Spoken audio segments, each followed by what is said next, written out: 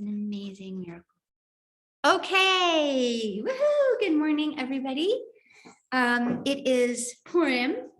La la la la la. So let's hear a rousing good Purim. Good Purim. It really momish is Purim. You know, it's Purim Katan, but it is Purim. It is the energies of Purim. And when we talk about Purim Katan, we are talking about Purim in its mochin de katnut, right? What we mean by that is it's still in a childlike level of consciousness, right? Mochin de katnut as opposed to mochin de gadlut. And like anything, it has a duality to it, right? Which when we say Purim Katan, we can think of it as being immature or not ripe or not in its fullness, which is true. But there's also Purim Katan as being closer to child mind, right? To beginner's mind. So it has also the quality of being very innocent, right? Very new and fresh. So this is, then later we get to a more developed Purim, which has its juiciness to it. Mochin de Gadlut has its expansiveness and its juiciness. But it's also a level of after we have a shvira, after we have a breaking, right? Mochin de Katnut is in its light, is also a state of innocence and purity and freshness and newness. So we're receiving Purim today and all the Purim miracles today on the level of the child mind, right? So let your inner child enjoy. So good Purim to everybody's inner and outer child. So we haven't met in such a long time. So there's so much that I want to share. Try to keep me focused if you can, because so let me just ground for a moment and give the date. So it's February 15th, 2022, and it's Yud Daled Adar Aleph, Tafshin Pei Bet. So it's Purim Katan. And I'm Reva Emunah. We're here in Svat. So this class, please God, if I can keep myself focused, is going to be a class on Esther HaMalka. But of course, the reason I say, talk about being focused is because it is also going, of course, to touch upon, but we, please God, will have a separate class all about Amalek, going all the way back to the roots on the level of history and on the level of the Kabbalistic roots. So we'll touch on some things today, but we won't be able to fully expand them and unfold them, so we can stay focused on our topic. Of course, I'm so sorry, I'm going to shut off my phone. And if anybody else wants to shut or put your phone on vibrate. Okay, so the focus of today's class is really going to be Esther HaMalka. Now again, there's so much to unpack and to get to experience and receive about Esther. So we're going to begin, we're just going to take a moment and we're going to do a hiskashrus, hitkashrut, right? Which really is about, we want to receive, and the deepest and most integrating way of receiving is always in Kabbalah and Chassidut to first do a hachana, to first prepare your vessel, right? So that this is a main idea in Kabbalah and Chassidut, right? Hachana, right? So we have hachana before we pray in the morning. We have hachana before we learn Torah. We have hachana before performing a mitzvah, right? In other words, the hachana is always about preparing the vessel. So what does that mean? Right? A vessel is our ability to receive something, right? To be fed and nurtured, to take something in, to integrate something. So obviously, if we're already very full, it's hard to take something into a cup that's already overflowing with tea. Right? So hachana is always going to be about emptying that which we think we know.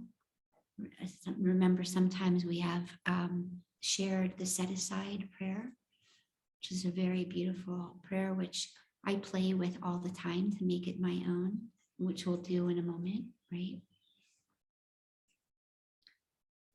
And hachana is also about bringing da'at, right? Bringing awareness, bringing presence, bringing intention. So that intention is where we would like to go, where we would like this healing to land, right? We might bring intention that there's an area of our life that's needing some light and clarity and healing and connection. Hachana is also about the idea, the goal, if we talk about Geulah or revelation or transformation, enlightenment, any of these ideas, right? They're very deeply connected. The idea is about lights and vessels, right? We say this almost in every class, it bears repeating, is connecting lights and vessels. By light and vessels, by light we mean consciousness, awareness, insight, right? Literally life force, energy, wisdom, guidance. That's what we mean by light. Sometimes we also talk about light as potential, as infinite. And by vessel, we mean the ability to receive it and hold it and digest it and make it a part of us and integrate it and connect to it and have it affect the change within us, okay? And ultimately birth something new from the experience. Okay, so it is Purim. Purim is actually mamish all about having very high lights. I'll leave that a bit on the side for when we get to the class on Purim. So we'll just take a moment and we'll begin with hiskashrus. So hiskashrus, or hitkashrut, is one level of hachana where we also prepare a greater vessel than our own individual vessel by consciously joining our souls together. So all the neshamas of whoever's sitting here in the room with me, all the neshamot of the people on Zoom, whoever is listening to this, whenever they're going to be listening, can still participate in these kashrus, joining your neshamas in whatever space and time you find yourselves in when you're, and I'm hearing all these tweeting birds outside, so I'm also having the intention to join myself to the birds.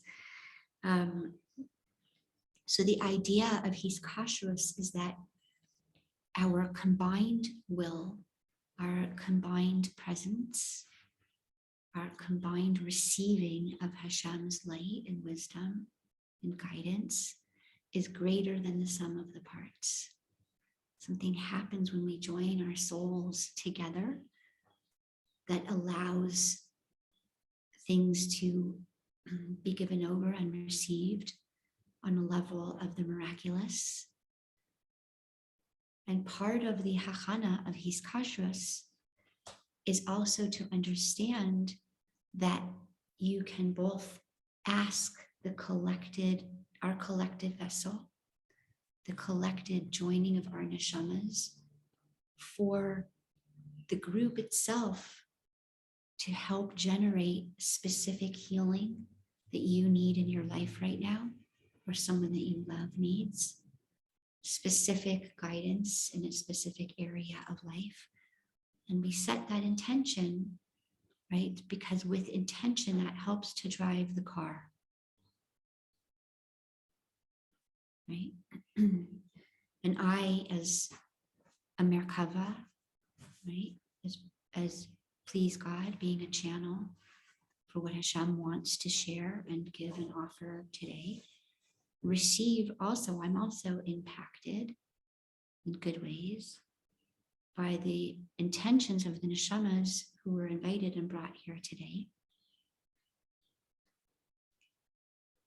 And the opposite, or not opposite, but it's also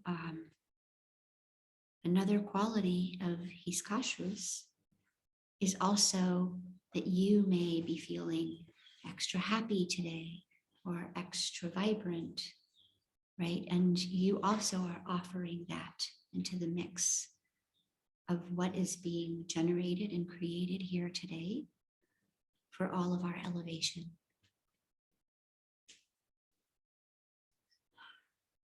So just take a moment to remind yourselves and remember that you are a soul in a body, or both. You feel your body, you feel your feet on the floor, or your backside on the chair or the couch or bed or wherever you're sitting. If you're lying down, you feel your whole body making contact with the surface that you're lying on. We might begin with any creative personal version of the set aside prayer, such as, please Hashem, help us to set aside everything we think we know about Esther HaMalka, everything we think we know about Purim, about ourselves, about you, Hashem, about our journeys, about your Torah, about Adar, so that we may receive what is new, what is personal and intimate for us in this moment from you, so that we may have a new and elevated experience of all of these things. We thank you so much, Hashem, for gathering our souls together, for sharing your goodness and light with us, for teaching us in kindness and in grace.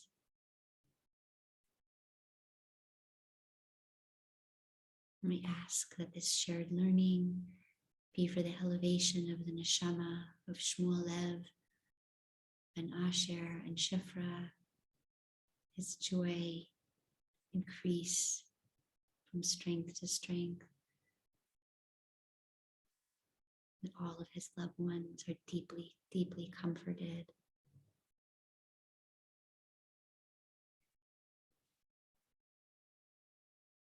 And we ask that this light and this learning bring deep healing, deep insight to any challenges, any chisaron or lack we may be feeling in our lives, whether it's in the level of health or our body, our physical needs, our emotional body, our ideas and thoughts and beliefs, our relationship to you, to ourselves and to others.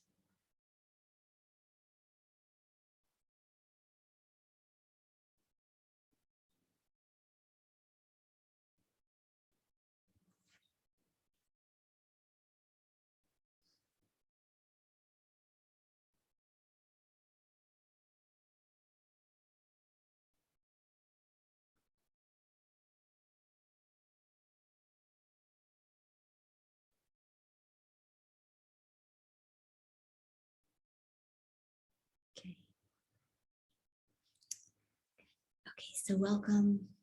So I brought a little whiteboard. But we have it blurred in the background. It's okay. So maybe it will be for the people here and they can take notes. No? Okay, so we have a little whiteboard here. So we're going to change the setting on the Zoom so you guys can see the whiteboard at home as well. And we're going to begin with a map and see how far we get today in unpacking this Purim present from Hashem. Okay, so let's see. So here's the whiteboard. Let me see. Can you guys see it on Zoom? Yeah. I'll do my best. If you guys can't see it, so just let me know in the chat box. Okay, so we're going to begin with the first thing that we want to sort of understand, right, is that Haman, Amalek, right, and Am Yisrael, and then in this case, Mordechai and Esther, right, are energies that are exactly and precisely matched, right? So that every quality exists within both, and one in the side of shadow and one in the side of light. When we mean by shadow, we have to explain, because what we mean by shadow isn't necessarily going to be bad or evil, right? But we're going to say that it's an exile, meaning either we don't want to face it, we're not aware or conscious that it's a force that is within us, right? Or running our lives, or speaking and whispering into our ears and our heart and our mind. And we also mean by shadow that it's not integrated, right? So we have all these various parts, each one seeking to drive the Merkava, right? To take the steering wheel. And each one has a different idea and a different destination and a different way of driving, and it, right? So it causes chaos. So that's part of what we mean by shadow. Shadow has very deep depths and usually tremendous gifts for us. This is part of why we say we want to get to a state of consciousness where we're no longer labeling, right? Baruch Mordechai, Arur Haman, right? That my shadow, or parts of me that I don't like or that are unhealed, that's bad. And then there's the good parts of me that I show to the world. That's good, right? The idea is that we want to start to enter into not labeling, but exploring, right? Adalo Yada, and releasing all the limiting beliefs and ideas. In the 12th house in astrology, which is the house of Adar, it's also the house of prisons and of mental institutions and of hospitals. All places where we hide away people from in society that we think are somehow off or bad or should be hidden away, right? And at the same time, very often, these parts of self, whether they exist in self or we've projected them outwards onto others, are our greatest teachers, our greatest guides. Can you repeat what the 12th house is? Yeah, the 12th house in astrology is the house of Pisces, and it is the house of the unconscious. It is the house of, I just don't want to get too sidetracked because, well, you know what, it's okay. No, only because I know myself and then I'll end up getting into a class on the 12th house. But it's okay because it's, if you guys can be in flow with me, then that's, I can be in flow. Okay, so maybe it's a nice idea to start with even. The some ideas of the 12th house. So it's the unseen, it's the unconscious. It's all things without physical form. So dreams, secrets, emotions, imagination. Yeah, you're going to understand then. Pisces, yes. Then why this is also going to be deeply connected to Moshe Rabbeinu and the quality of Ish Ne'eman, Emunah. He's the master of Emunah, right? He's called, right, the Ish Ne'eman, or he's, right, Moshe Emet, Utorato Emet, right? Or we say, Ve'eminu, right? Ha'am Ha'eminu b'Moshe Avdo, right? Right. There is Emunah. He's the one that is responsible for the man, which you can hear the man, right? Emunah is the same words as manhu. This is man. Or manhu, what is this? Yeah, so far so good. I guess this background is good to have before we jump into Esther. It will give some more not knowing, I was going to say clarity, but just to turn it into a Purim joke. Okay, it is to dissolve into Hashem, or forces greater than oneself. It is a highly intuitive house, almost even psychic ability. Right? Why? Because the borders are dissolved. It's right. It's fish swimming in the water. So it's the dissolution of borders. It is the house of the shadow self. And it's such deep shadow that the 8th house holds shadow, the house of Scorpio. But that's usually shadow that on some level we're aware that we have. Pisces is the shadow that it's the Hester Shabatocha Hester. It's the shadow in us that we don't even know we have. It's even hidden from us. If you want to do a terrifying and fun exercise, I've been doing this every night in my bed when I do Hisbodedus.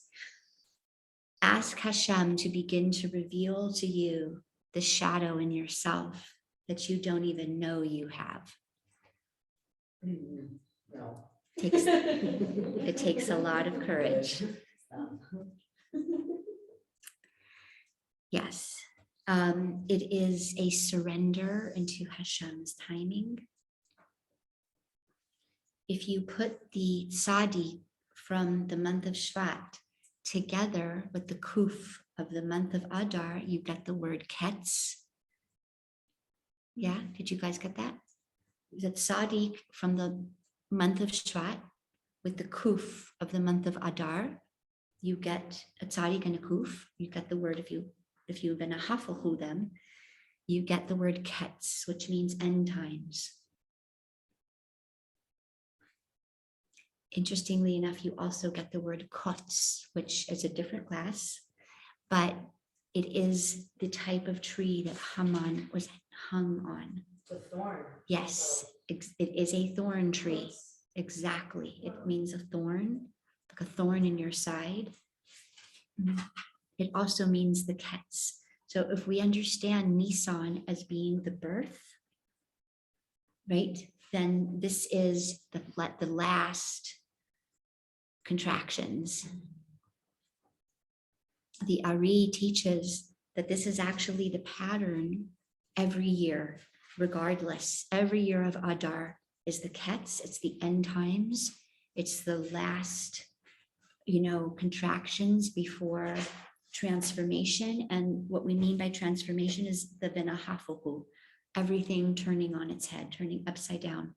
So what was the top becomes the bottom, what was the bottom becomes the top, what you thought was your friend, maybe not so much, what you thought was your enemy turns out to be your greatest teacher. right? Everything gets turned both ways, upside down and inside out,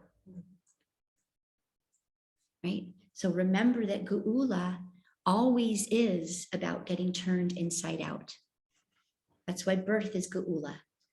In other words, what was in the inside and was hidden now gets revealed. That means to be turned inside out.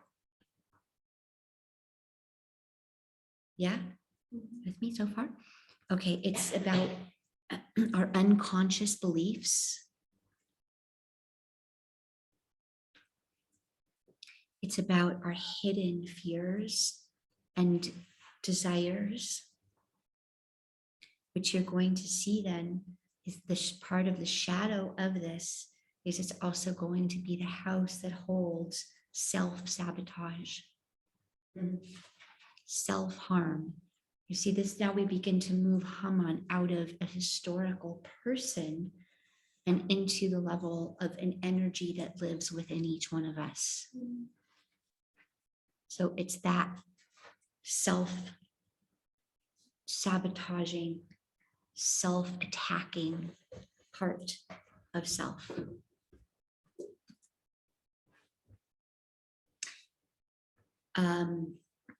It is all of the, well, I guess we said this, but I think it bears repeating. It's the secrets in our lives. This is a side point, but very insightful when you're reading someone's chart to look at what planets they have, if any, in the 12th house. It is the house of final karma. Why? Because we've gone through an entire cycle beginning from Nisan, right, which is the head, and we reach the 12th house, which is the organ is the spleen, but the body part is the bottom of the feet, right? So in other words, we've built an entire primordial human being over the course of 12 months, right? Or we call that a tree of life, right? So now we're at the end, we're at the feet. So and we call that Ikva de Mashiach, the heels of Mashiach, right? It's the last house on the last block, on the last street. In other words, this is the end, right? Whatever we didn't fix since last Nisan, right? In this particular cycle, it gets stored away in this house of karma.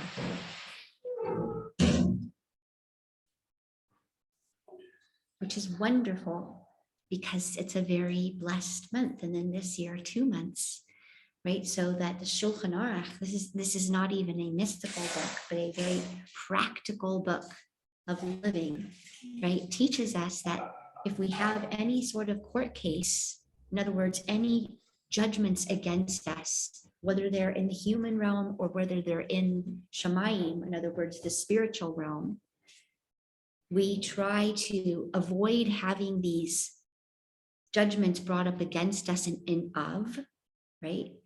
And we try to arrange events so that they will take place in Adar.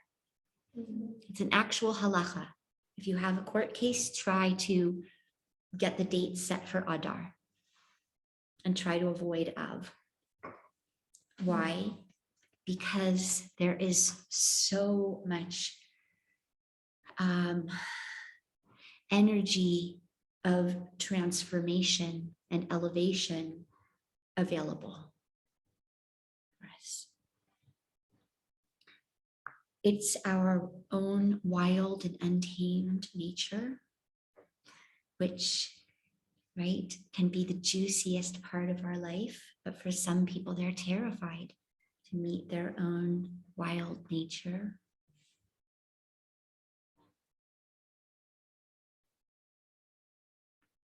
And sometimes the conflicts between our tamed nature, which is another way of saying the world of tikkun, and our wild and untamed nature, which is another way of saying tohu. And we need both.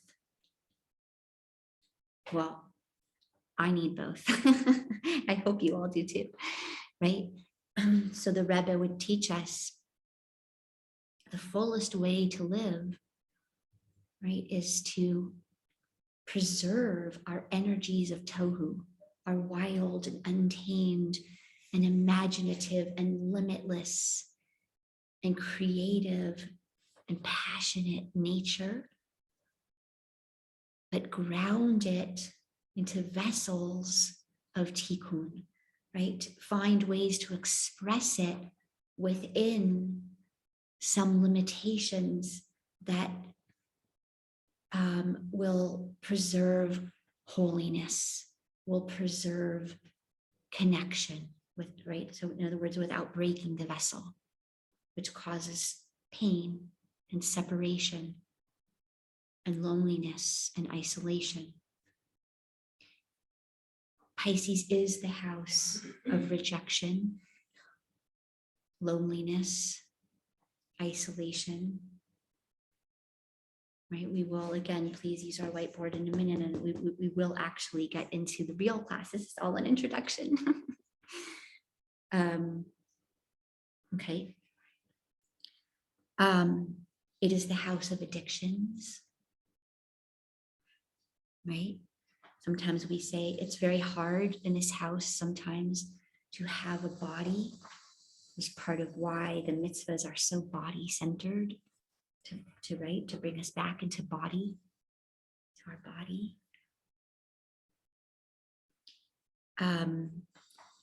It will show you in a chart what your conditions were like in the womb.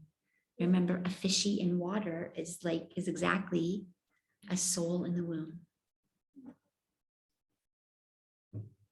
The double fish is the body and the soul in a womb, right? Just hanging out in water. And you'll see again and again, this will come up as Purim being the primordial energies, the energies that existed before Torah was created. It's called primordial Torah, right? It wasn't the written Torah. It wasn't the oral Torah. It's the Torah that preceded Har Sinai. There was already a Torah in the world because it says Hashem looked in the Torah and created the world. Which Torah did Hashem look in? This primordial Torah, the Torah that precedes duality. The Torah that precedes duality is also the energy of tshuva. Remember that we know that tshuva, deep forgiveness, deep return to core self, right, is an energy that predates creation. And if we would plug that into our own life, we would understand it's the energy we experienced in the womb before we got thrust into this world with all of its dualities. So anybody's house in their chart, anybody's 12th house in their chart is also going to give you a sense of the conditions they experienced in the womb. It is the birthday and the yahrzeit of Moshe Rabbeinu. And you'll notice that from what he's called, we can also see the energies that are offered and available, and also the shadow side. So, right, he is Moshe emet u'torato emet, right? Moshe is truth, which plug that in, by the way, to he is Netzach in the system, but truth is also Tiferet, harmony, balance, beauty, health. And the most important, Rachamim, right? That's the quality of Emet. So if he is an Ish Emet, it means a shadow side of Adar is going to be delusion, illusion, delusion, lying. It can be, again, conscious lying, or it can be to lie to oneself, to be deluded.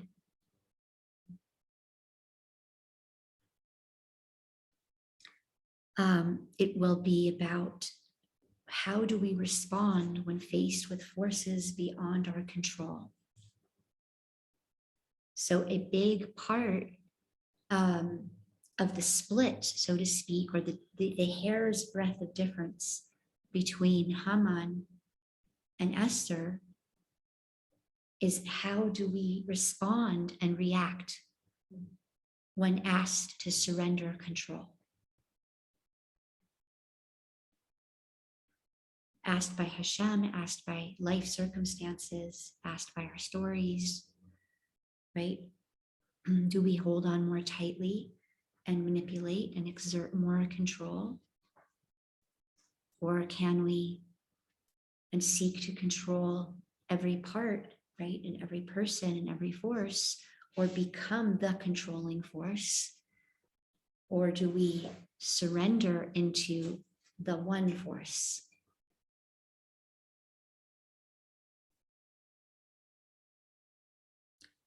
I think that might be a good basis. Let's see, we might go a little deeper.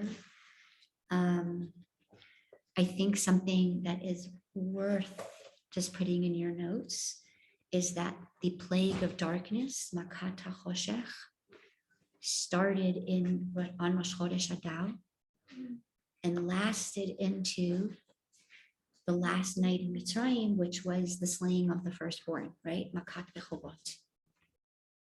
Why do we care? Because it is very deeply connected to Chachma and Bina, right? To clarity or lack of clarity of consciousness that precedes the last Makkah. Again, remember, we're weaving in and out of historically or spiritual maps, right? So now you can understand why it's Makat HaChoshech, why it's the plague of darkness. If the plague of darkness, right, is about unconscious things we don't know about ourselves, secrets, our wild nature, right? You understand? That's why it's the plague of darkness. It's all of those unconscious, hidden desires, dreams, parts of fears. Fears is a big one. Parts of self.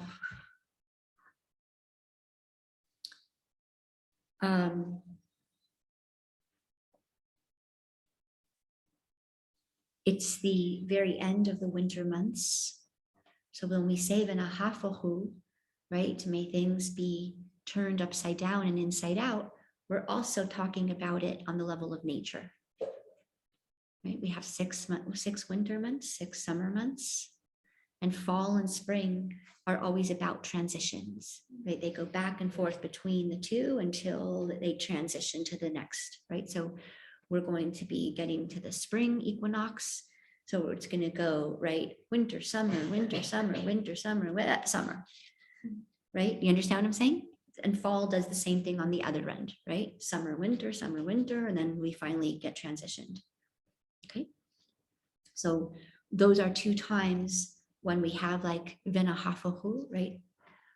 The fullness of one eventually gets so full. If you think of the yin and yang symbol, right? The fullness of winter gets so full that it tips over into spring, which is really summer. Right?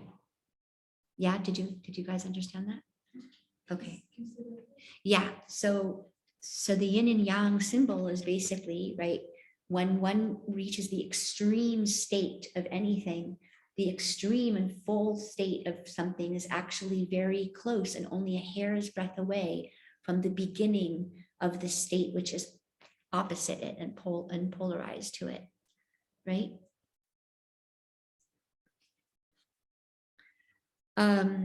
Okay, it is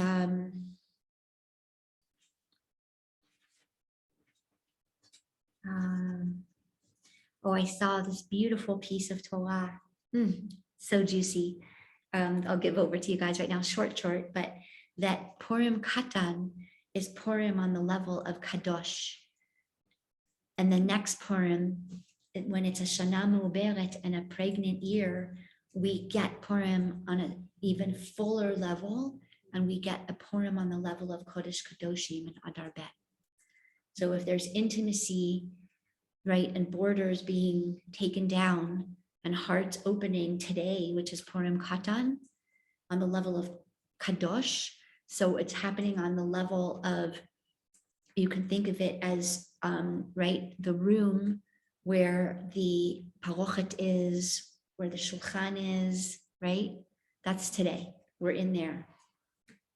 But on Purim Gadol of an Adar Bet, the borders are breached all the way into the Kadosh Kadoshim. And by breached, we mean lovingly. Okay. It is a month in light where the false self falls away. Anything that has kept us away from Hashem.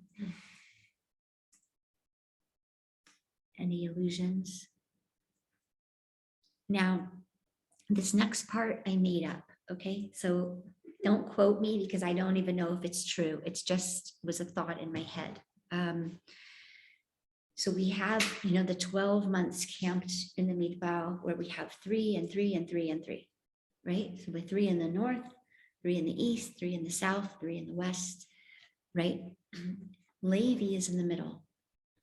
Levi camps, and then inside Levi is the camp of the Shekhinah, right? With the Aron and the Luchot.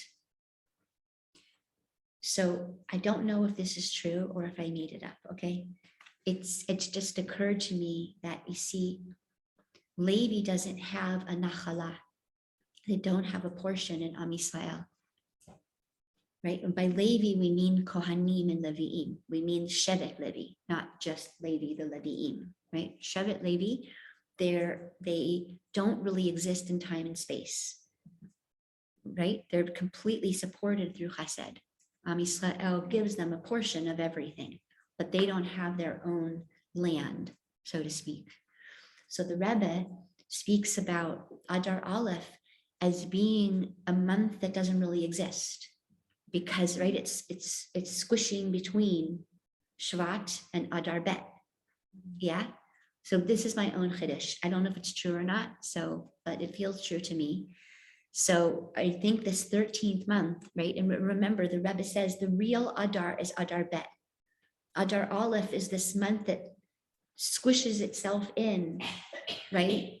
Where there really is no time or space for it, but so it's literally a month. We are literally today in a month above space and time. Wow. That's why miracles are so available, because it's a month that shouldn't exist on the realm of cause and effect, right? There is no such thing as February 1 and February 2, right? There's the 29th of February, so it's squished into one day, right? But Adar 1 shouldn't exist, except it should. So I think it's the 13th month, and I think it's Shevet Levi. That's just my chiddush, and I think that's why it's so deeply connected to Moshe Rabbeinu and his yortzeit and his birthday. Yeah. Right, and Haman didn't understand this, huh? What about Dinah? Why Dinah? Oh, wow. Okay. That's a whole Torah. Wow. Yeah, wow. I mean, there's so many ways to read that in terms of, we will actually touch on that, not today, but in terms, well, yes, maybe today. Let's see. We'll see.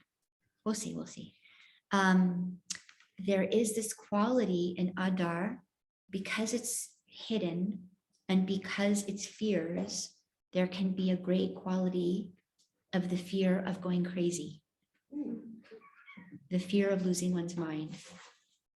So if we understand, and this is a teaching from Rabbi Yitzchak Ginsburg, it's not his teaching, I mean, it's the teaching from Kabbalah and Chassidut, but I learned it from him.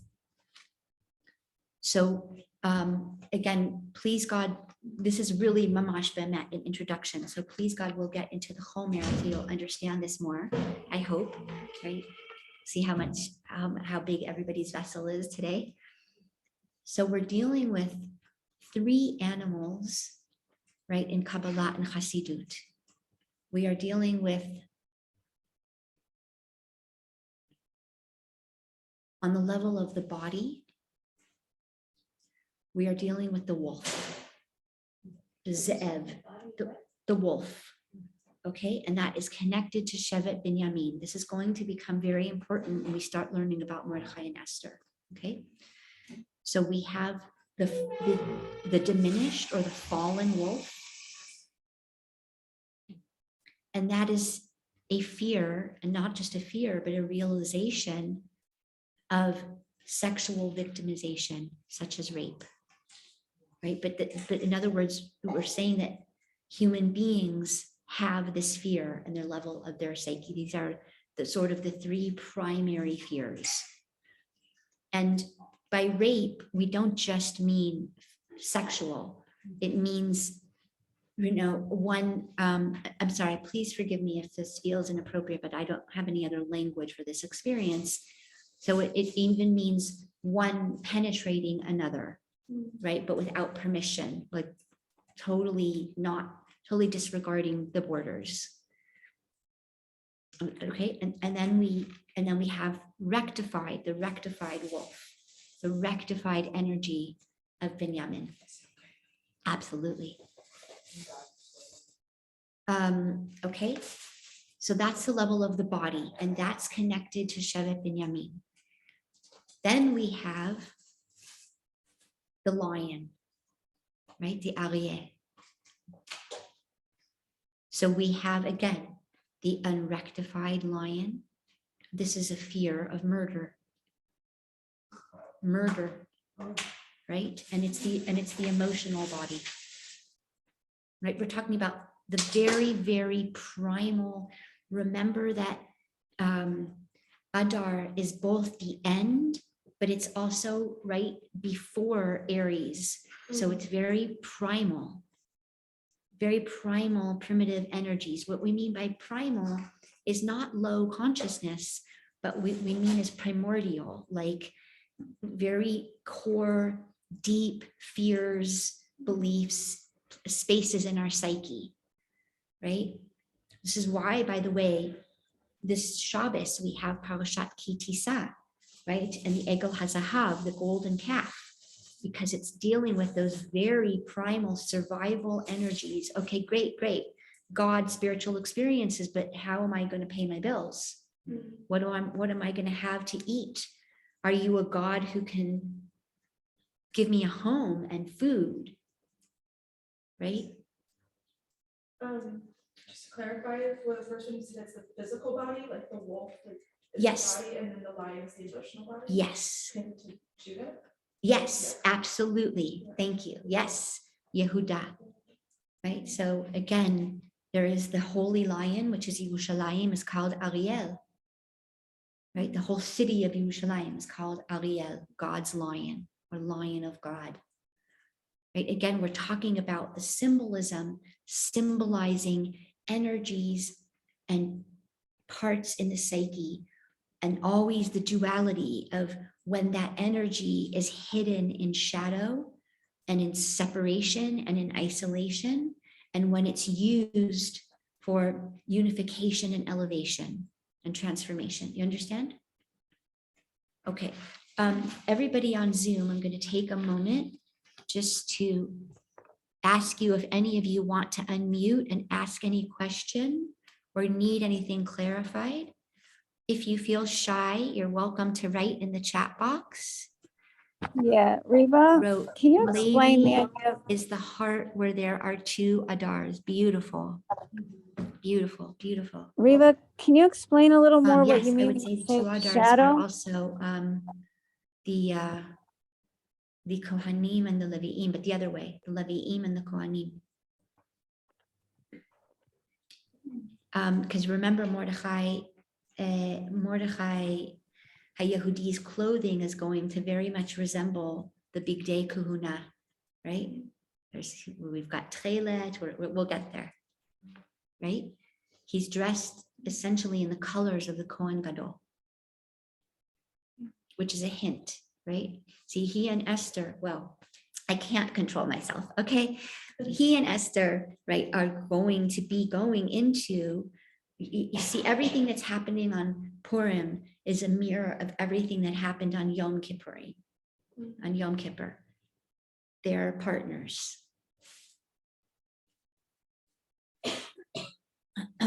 Okay, so, but this is again an introduction.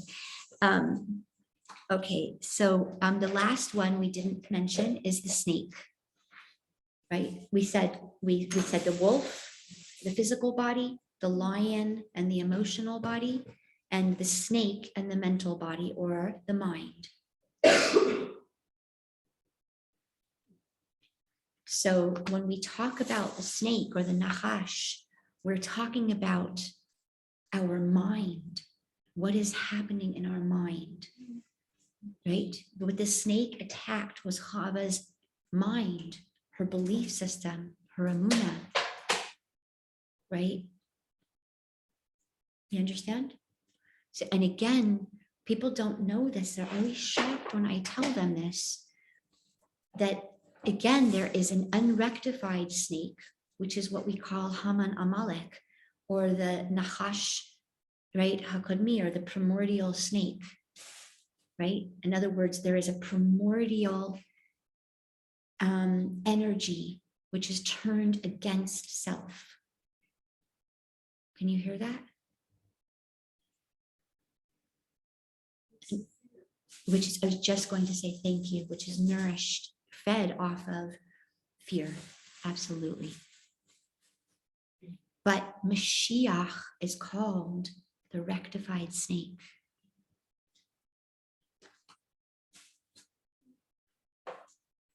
This is like fear of insanity or fear of Yeah, all of it. separation? What is insanity? Right? What is psychosis? That a person is adaloyada. They cannot tell the difference anymore between one state of reality and another state of reality. Is there a difference? Is there not a difference? Should there be a difference, right? Now, again, the 12th house is going to be dealing with all that is hidden.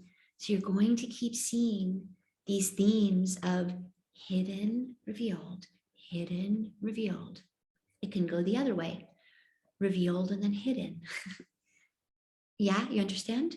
Almost like birth contractions, right? Something gets revealed and then it goes back. What do we do with that revelation? How do we integrate that revelation? Which is why, by the way, you'll hear that in the very words, Megillat Esther, you'll hear the paradox. Megillah, from the word legalot, to reveal. Esther, I will hide. I will reveal, I will hide. I will reveal, I will hide. That's what's happening in the story. That's why it's folded like this, by the way. I don't know if you know, the Megillah is folded, and when we read it, the Torah is rolled like this, right? It's actually halacha. We are not allowed to fold the Megillah like that. The way the Megillah is folded, and I will show you guys on Zoom also, it's folded like this in stack. And this is how it's read, right? So that there's hidden, revealed. But you understand when you get to the point piece of one, there's a v'nahafahu, and it turns around. You understand? Because it's folded this way, that way, this way, that way, this way, that way. It's so intentional, like this. What is the tribe associated with the snake? Is it Judah and Yamin? Oh, thank you so much. Yes, Don, the tribe of Don. Thank you. And their flag was the snake. Okay, so I'm just going to be in flow and not be so nervous about sticking to my script, because when I do that, I get nervous. So we're just going to go where Hashem takes us. Yeah. Yes. So remember again, so we're going to have, on the one hand, we're going to have the Nachash, right, in the Garden of Eden. On the other hand, we're going to have Nachshon ben Aminadav, right? Who is from the tribe of Yehuda, to be clear. Please don't think he's from the tribe of Dan, but he is this rectified snake energy. Or we have the Choshen Mishpat, right? The breastplate worn by the Kohen Gadol, right? So you understand? So what we're saying is that energy in and of itself just is. It just is. It's how we relate and dance and interact with it. And that informs our beliefs, our thoughts, and then our feelings and our choices and actions. That's almost the hair's breadth of difference. Should I say that again? Did you guys catch that? In and of itself, it's just energy, right? So and we will talk about, okay, thank you, Hashem. That was such a good setup. Okay, I'm gonna just piggyback on that to actually start.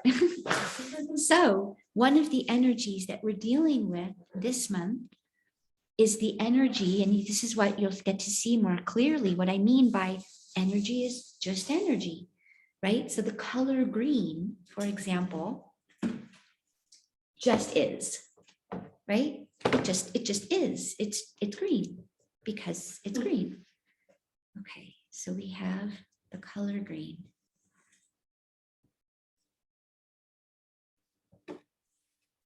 So we're going to begin with the root energy of the color green.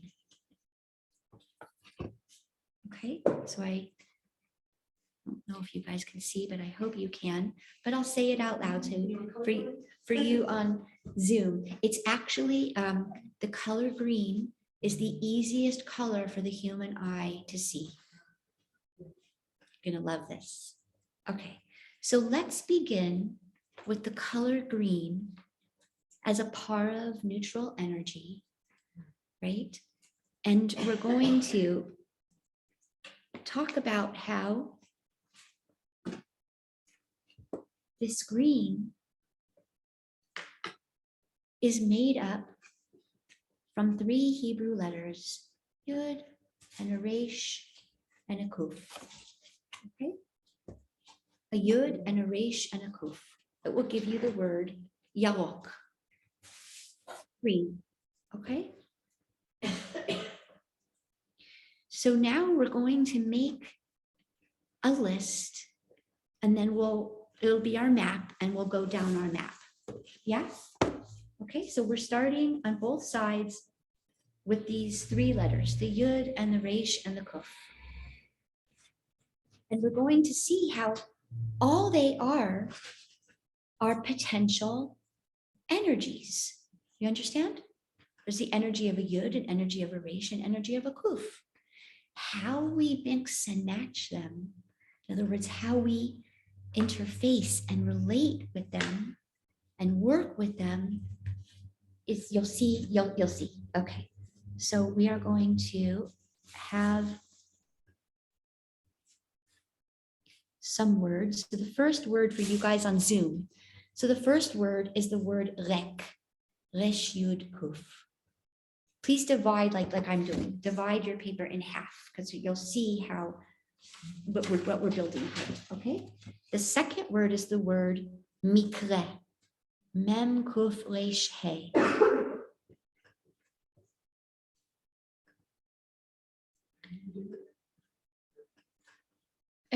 Lo nirali, but I might be spelling it wrong. It doesn't really matter. It's the shoresh.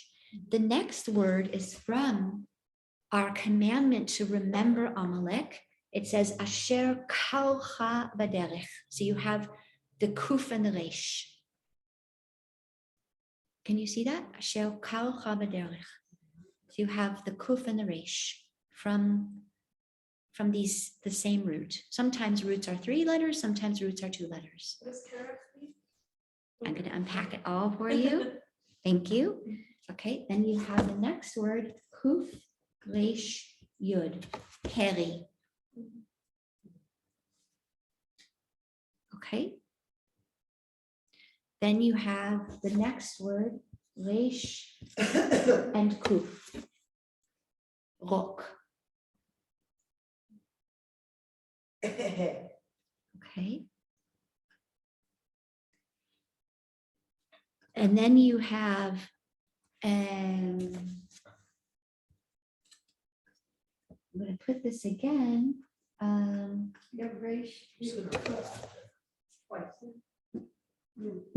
Resh Yud Kuf and Resh Kuf. Two different words. Two different words. You can even put a rub in here if you want. Okay.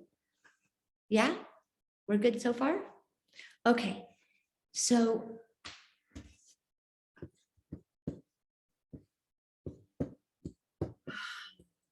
let's begin by saying, Haman min haTorah minayin. Where is Haman mentioned in the Torah? Right? The Gemara asks, Haman min haTorah minayin.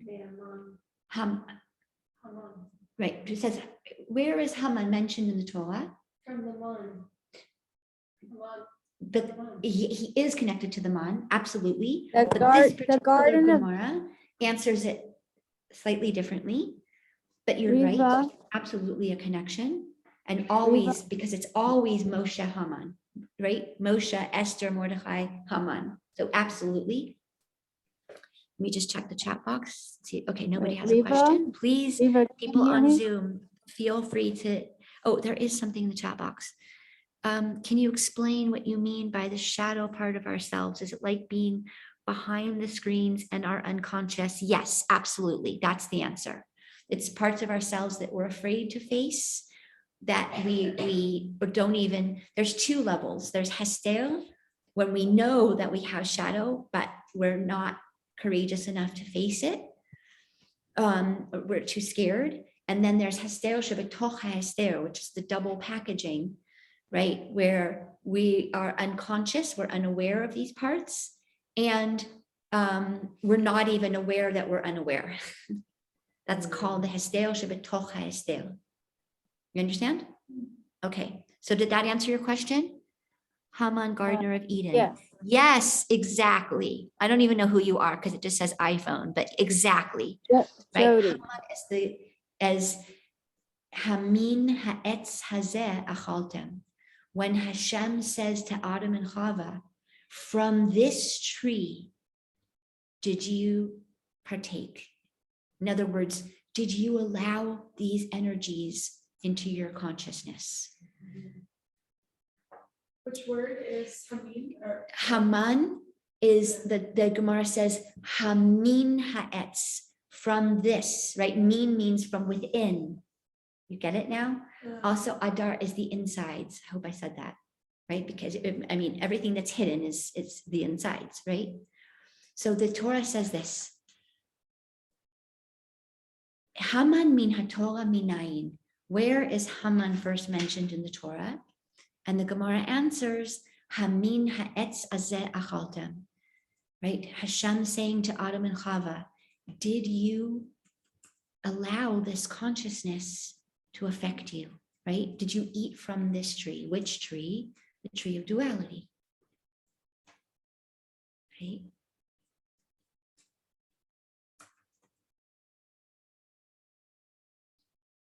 The tree of separation. So now let's look at these words that are a direct result of eating from the Eitz Hada'at. Yeah, you guys with me? Okay, so we have the word rik. Rik means to be empty. should we write on the other side? No, I'm just going to kind of undo the map for you, and then we'll do this side. Okay, rik means to be empty. Now, again, can you hear, but don't let me get too ahead of myself. There's a hair's breadth of difference between being empty and surrender, being empty as an open vessel, and being empty in a nihilistic way of I'm empty. You understand? Can you hear the energetic difference? There's I'm empty, meaning There's nothing left of me. There's no light, there's no meaning, there's no direction, there's no clarity, or I'm empty of my own ideas, right? And I'm empty and open to receive. Can you see how slight, it's a hair's breadth of difference, but it's an infinite difference. It makes all the difference in the world of where you end up. I have a question. Mhm. What is the connection? Why did you take this word green? What's the connection with Mina'etz? I mean, you're getting all these answers, but what does it have to do with anything? Anyway. Patience, darling, patience, darling. Okay. Okay, let's start with Rick.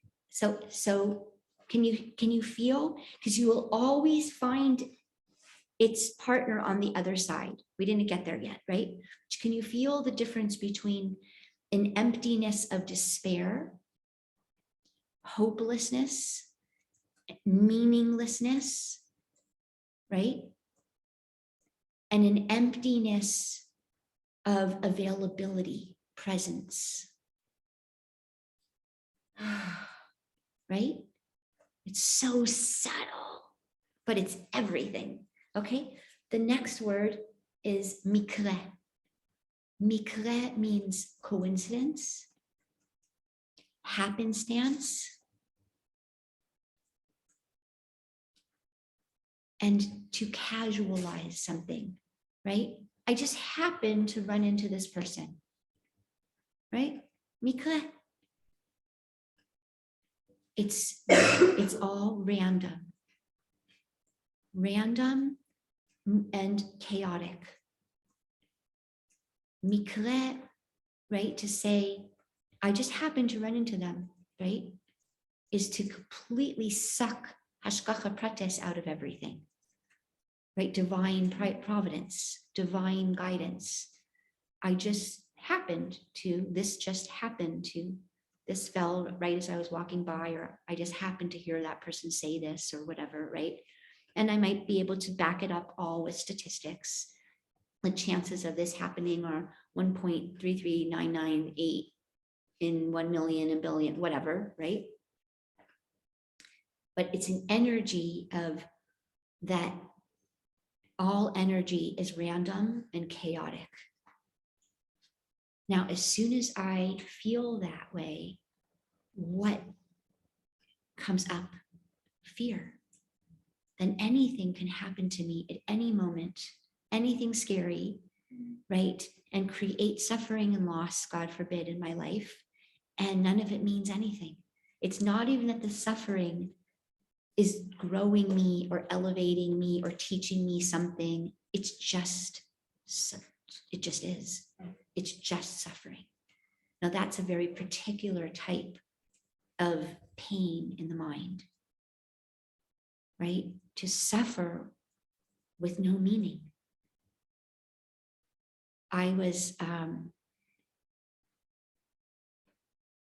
Well, it's very intimate and personal, so maybe I shouldn't say, but I'm not going to say, just in case, so that if the person's not okay with me sharing. There's just experiences that people go through, and it's so double painful when in the end, it's also leading to a death. That's as much as I can say. Okay, right? So mikre, so coincidence, randomness, chaos. And you'll hear also in the word there, it's to casualize something, right? So I happen to run into you. It's not, here it's the opposite of intentionality. We made a plan, we chose to interact with each other. We chose connection. Yeah, can you hear that? So you will find in the Torah, right, where Hashem is upset with us in the Midbar, and he says, Tachat asher avadetem et ha'elokim, right, b'mikre, that we served Hashem in such a way as without intentionality, like, oh, so now I have to make a bracha, fine, I'll make a bracha, whatever, right? You understand? Like, because Hashem forced us to do this or forced us to do that, so we did it. right? But it's the opposite of your beloved, and you plan every detail and you can't wait to see them and it all matters, right? Yeah, you guys with me? So we're building a very important map here. So the next thing we have is Zachor. This is from Parashat Zachor, right?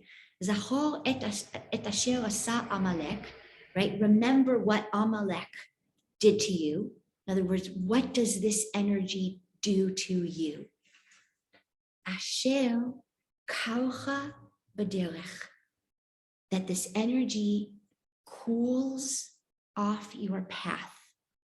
You're on a path, right? You're excited about something, you believe in something, you're right, purpose, meaning. And this energy, asher kalcha, it introduces a coldness. What's the coldness? It's a cynicism. It's a mocking. You understand there's a belly laughter and there's a cold laughter, right? It's cynical. It's called in Hebrew, they call it leitzanut, not leitzan as a silly, warm, bubbly clown, right? It says, right, in the very first Tehillim, David HaMelech says, right, happy is the man, is the person who doesn't sit in the company of leitzanim. What's leitzanim? Not cute clowns. Leitzanim are mockers, right? The person, they think they're so holy, right? It's that energy to devalue everything, to suck out the meaning and make it cold, empty, lacking in emotion. Yes, thank you. Okay. It's you're excited about something, and it's that voice that goes, you know, this is going to turn out the way it always turns out. What did you think this time love was actually going to last? Oh my gosh, when are you going to grow up already? Right? You can hear that, you can feel that energy, right? Now, Rabbeinu also says there's a level of Gehenna, of fire, right? But Gehenna is not a place, it's a state of consciousness, right? Hell is not a place, it's a state of consciousness. It's a state of mind that we go to. It's very much a place that we go to, but we go in a spiritual journey. So Rabbeinu says there's a hell of fire, there's a hell of ice. By the way, not to get you just too distracted, but remember that we also have Korach and Kerach, right? Korach with the rebellion, and the word Kerach, ice. And it's very deeply connected because these are energies of the left side, energies of judgment, of fear, of constriction. Those are always energies from the left, the shadow of the left. You understand? The shadow of the left? Because there's a good left, which is borders and limits and making a container to receive, right? We're talking about the shadow left. The shadow left is about fear and judgment. Yeah, you guys with me? Absolutely, please. Oh, absolutely, yeah. Yeah, always. Sorry, we're just gonna take a little heat break for a second. Oh, great, okay. Okay, you guys with me? So yeah, should we continue our list? Yeah. Any questions from our Zoom friends? Okay, so we're going to continue down the list. So the next word that we have here is keri. Kuf resh yud, keri. Okay, keri is the word used in Torah for spilled seed.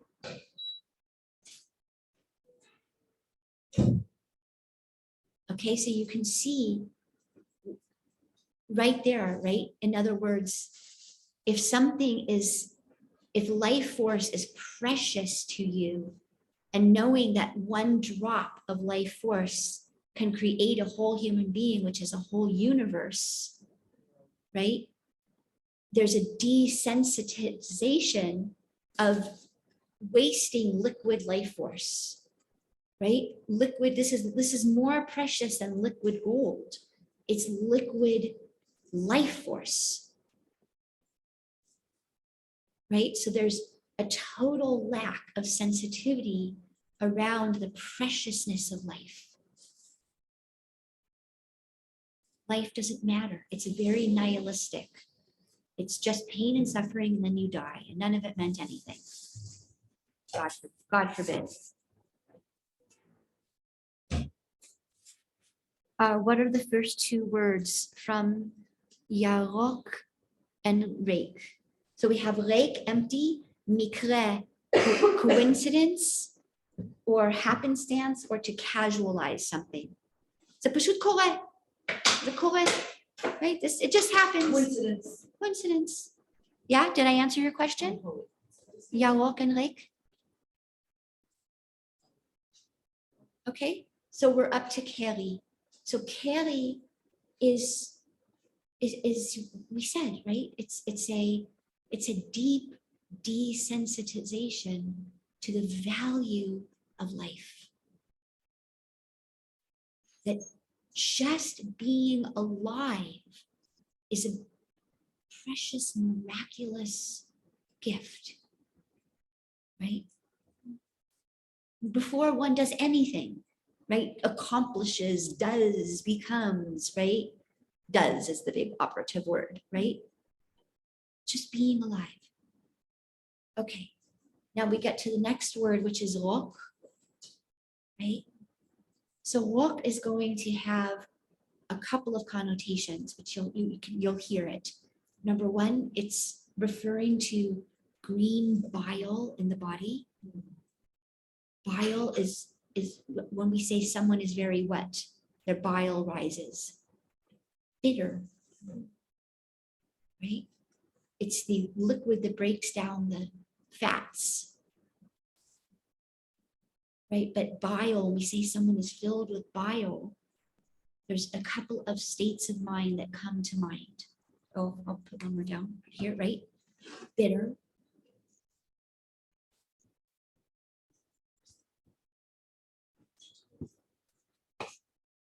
And rok also means, sorry, it's a little disgusting, I apologize, but it means to spit. To spit.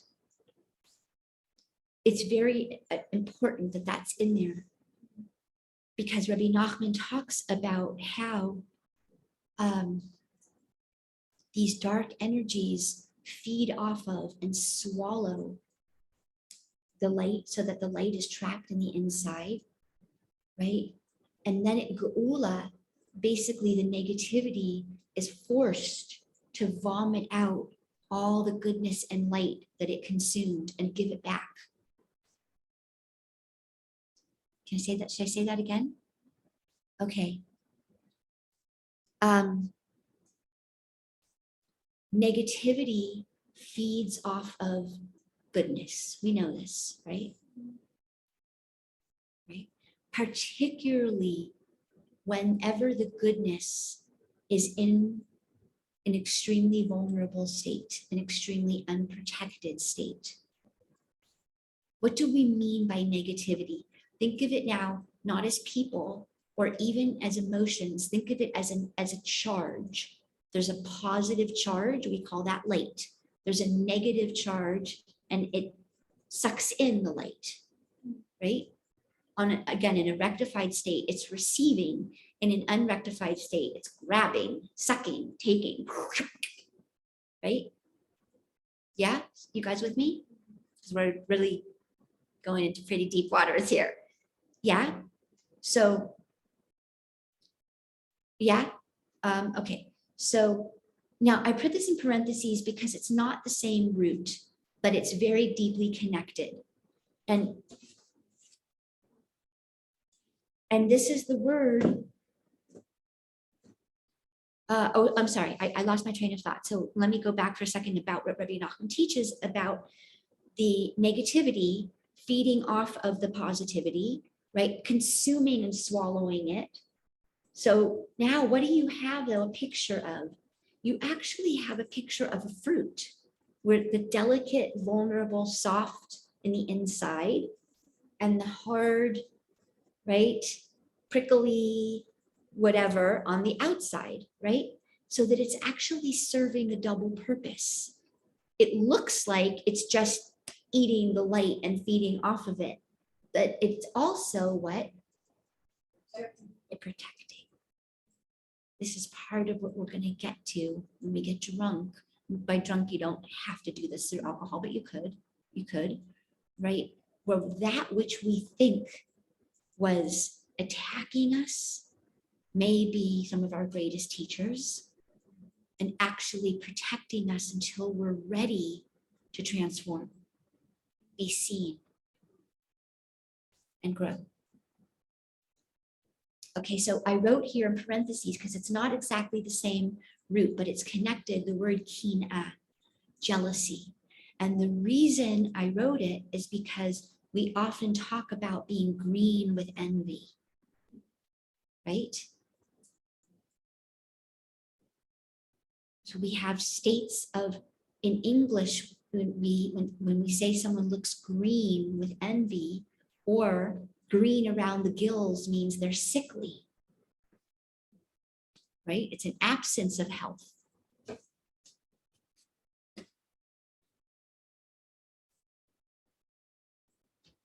Okay, so far so good? Okay, now look what we're gonna, v'nahafahu all of this. We're gonna turn it on its head in the best way. Okay, so now we're going to have number one, the Torah. Let me read you this. Okay, and it says, this is from the Gemara of Megillah, Amud Yud Gimel, Daf Aleph, so page 13, and the side A. Esther yerakreket haita. Esther was green. Now, what do we mean by green? We mean she had a green complexion. We mean that she embodied the qualities of greenness. Okay, you with me? Megillah Yud Gimel Amud Aleph.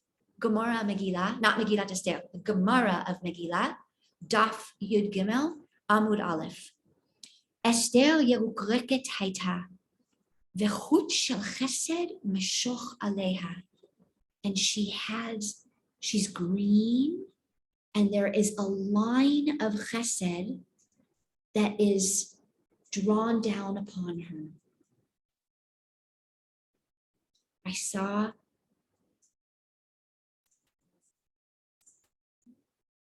so now we're into a Kabbalistic principle called the Kav HaYavuk, the green line, the Kav HaYavuk. It's connected to rectifying the lights of Tohu, the lights of chaos. Okay, so I'm just going to write here that Esther is Yeruk Leket. Okay, I'll show you guys the whole board after. Okay, okay. Now here's the next piece. This is from the Zohar, Chelek Bet Daf Reish Ayin Zayin. Okay, again, Zohar Part 2, page 277. Esther yerakreket haita gavan etrog. It'll blow your minds. So the Zohar says Esther was green. What color green? Green like an etrog. Isn't it getting good?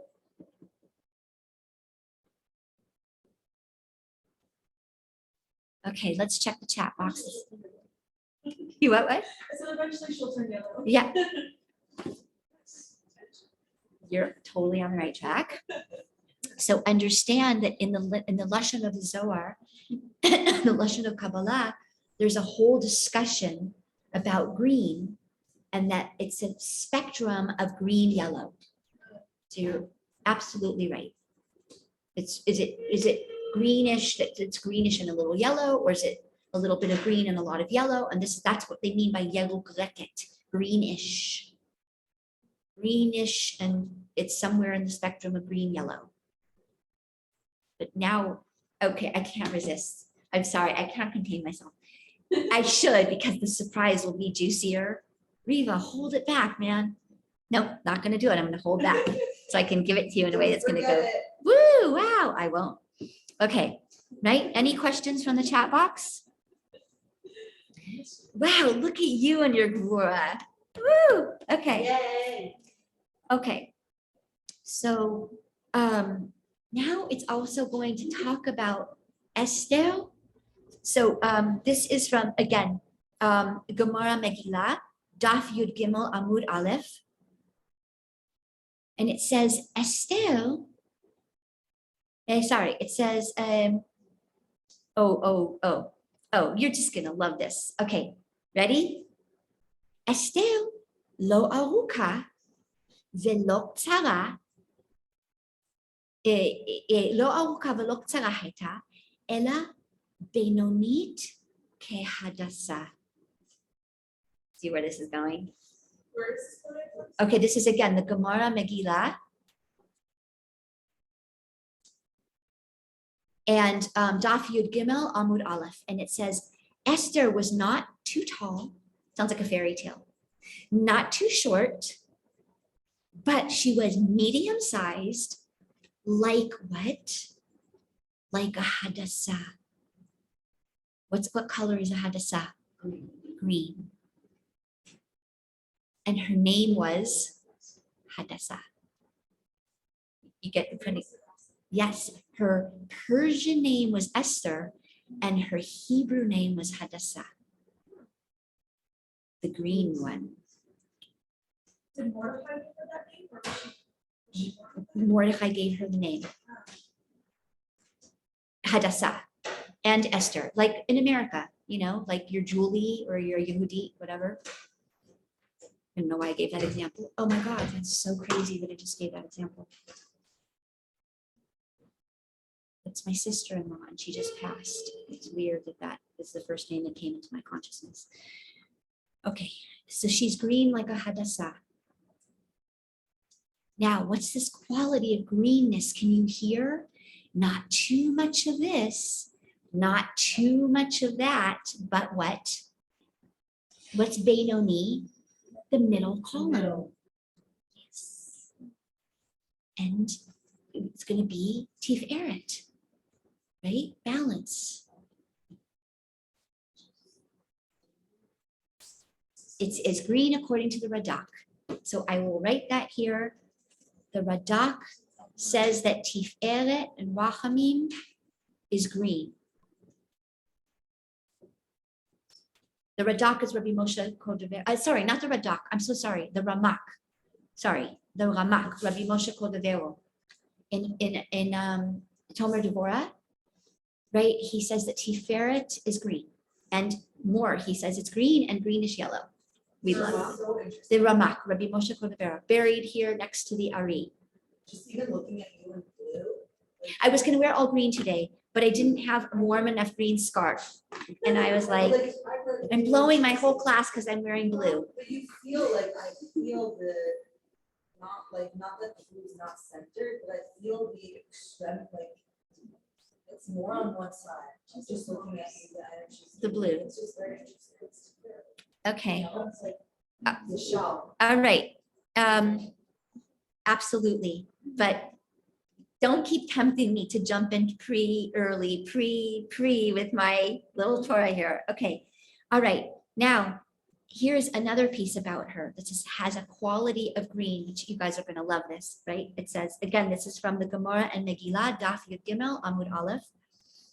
Noset chen, right? She carried grace. Now, what is chen, by the way? In the language of Kabbalah and Hasidut, it's the 50th gate.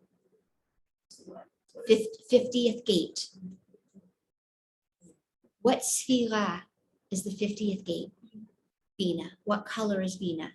Green. Yes. It's too yummy, huh? Is it Grace is the 50? Yes, grace. Okay, so Bina is green. Like green beans. Oh, that was so good. Sorry, I make myself laugh. Didn't make you laugh, but it made me laugh. Green bean, like green beana. Green. Ah, Thank you for that little courtesy laugh. no, Thank no, you. that was real. Okay. All right. Venus. You ready? נושאתכן לכל אחד ואחד נדמתה לו כאומתו. So what is she? She is a mirror. Everybody that met her, right? You listen to this lashon, right? כל אחד ואחד נדמתה לו כאומתו.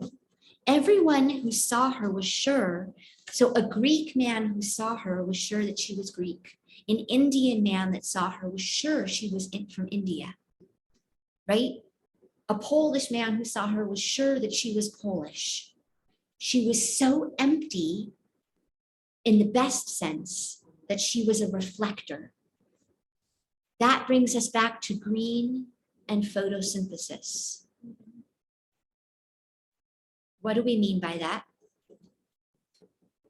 The plant connecting to the yellow light of the sun, receiving its light and nourishment, and bouncing back, mirroring, reflecting back the green. Nourished from source. Yes, right? And the light. Photosynthesis, right? The plant, the chlorophyll, right? The plant receives the light from the sun, turns it into food source energy, right?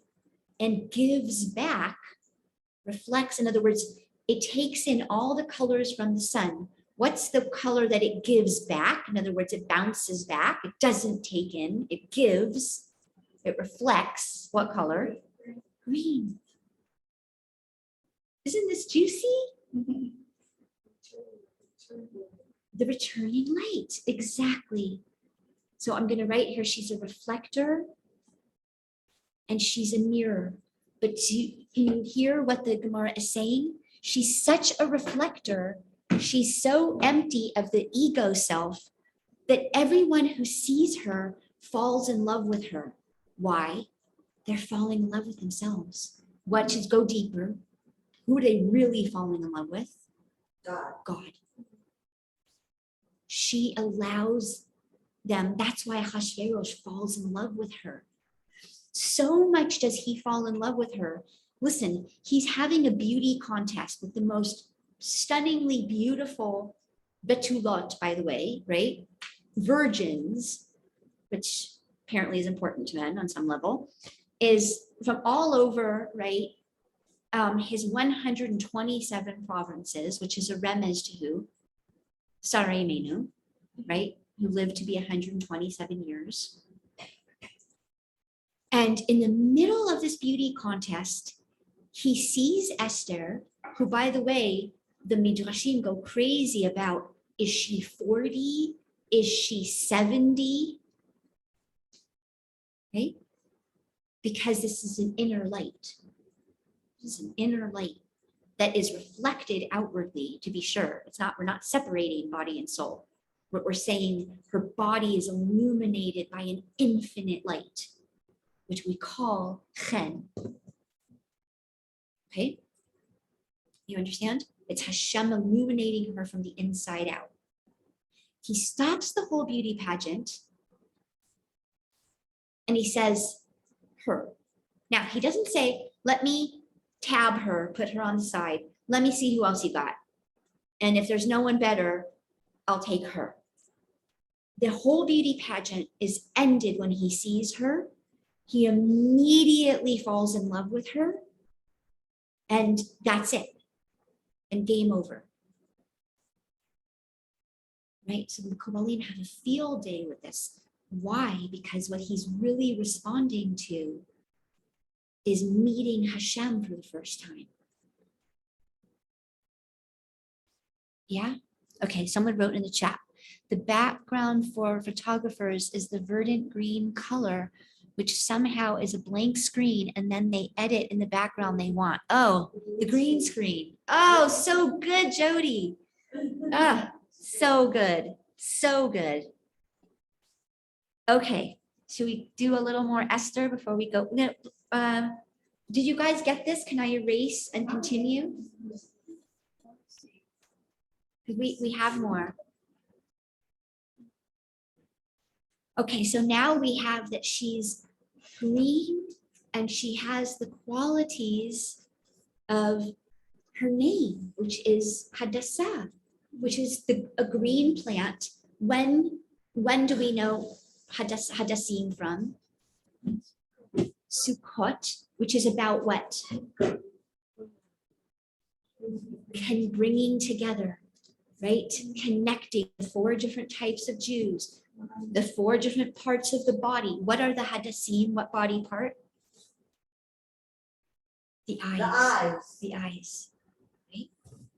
Okay. When else do we use Hadassim? So the Sephardim use them Friday night for Shabbos, right? On Friday night, and for Havdalah.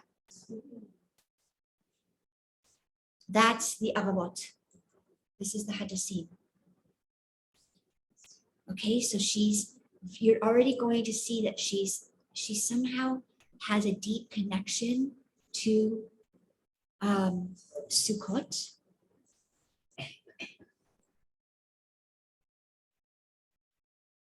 Okay, so she was a mirror. Did you guys get that?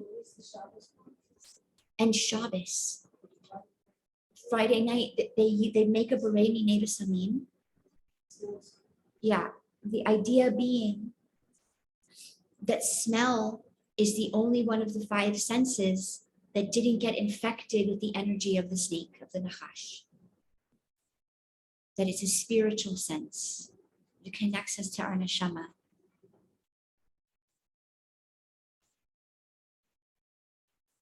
Okay.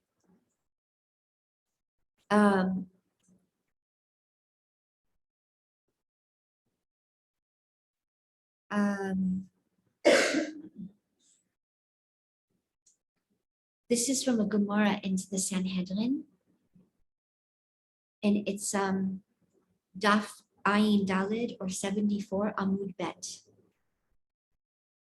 and it says Esther Kauka Olam Haita. She was the ground for the whole world.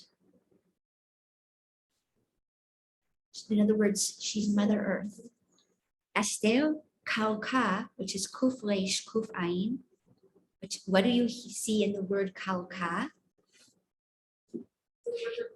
Yeah, Reish Kuf again. Kauka, yeah. Kauka is very connected to Yerugret, the greenish yellow. Kauka literally means the earth, the ground. Okay, can I erase this so that we can do more? Hebrew, Kau Olam Haita. Yeah, can I erase? Wow, you guys are all so patient. I love it. Thank you. Okay, so now we have, love this so much. You ready? La Yehudim Haita Ora V'Simcha V'Sason. What's the last word? What's the last word? What's it? Who said? Yehudim Haita Ora V'Simcha V'Sason Ve'ikar.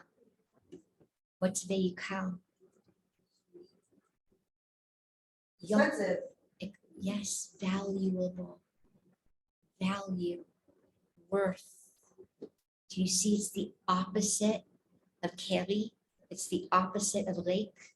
It's the opposite of to be empty or wasted or spilled. It's to be infinitely valuable, worthwhile, and worthy. Now, when do we say that line? Havdalah, and when else? At the end of the Megillah. That's how we close out the Megillah. Le'udim Haita, something got restored. What got restored? Ora, light, Simcha, joy. This is the Purim meditation. This is telling you everything you're going to get this Purim. On the conscious, and an unconscious and mainly on a super conscious level, right? Leudim haita ora, right? We get back our light, simcha, our joy. We have to understand what true simcha is. Listen to last night's class on the recording, right? What is simcha?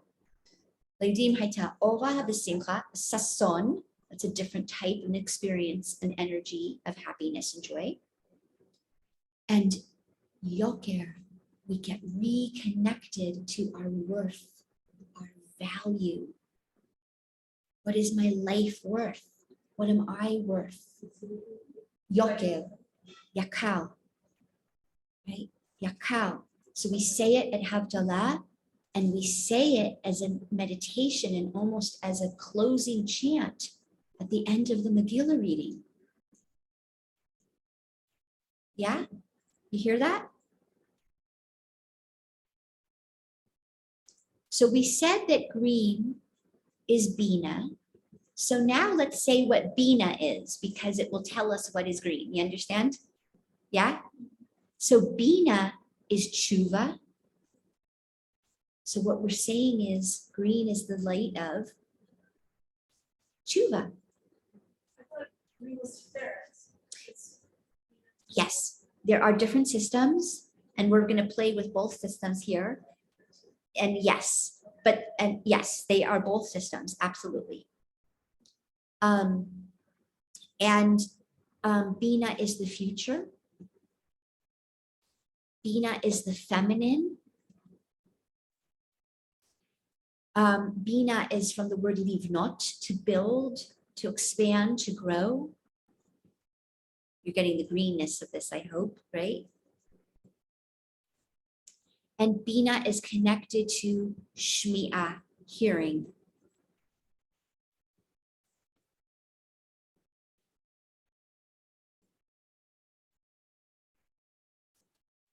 So far, so good.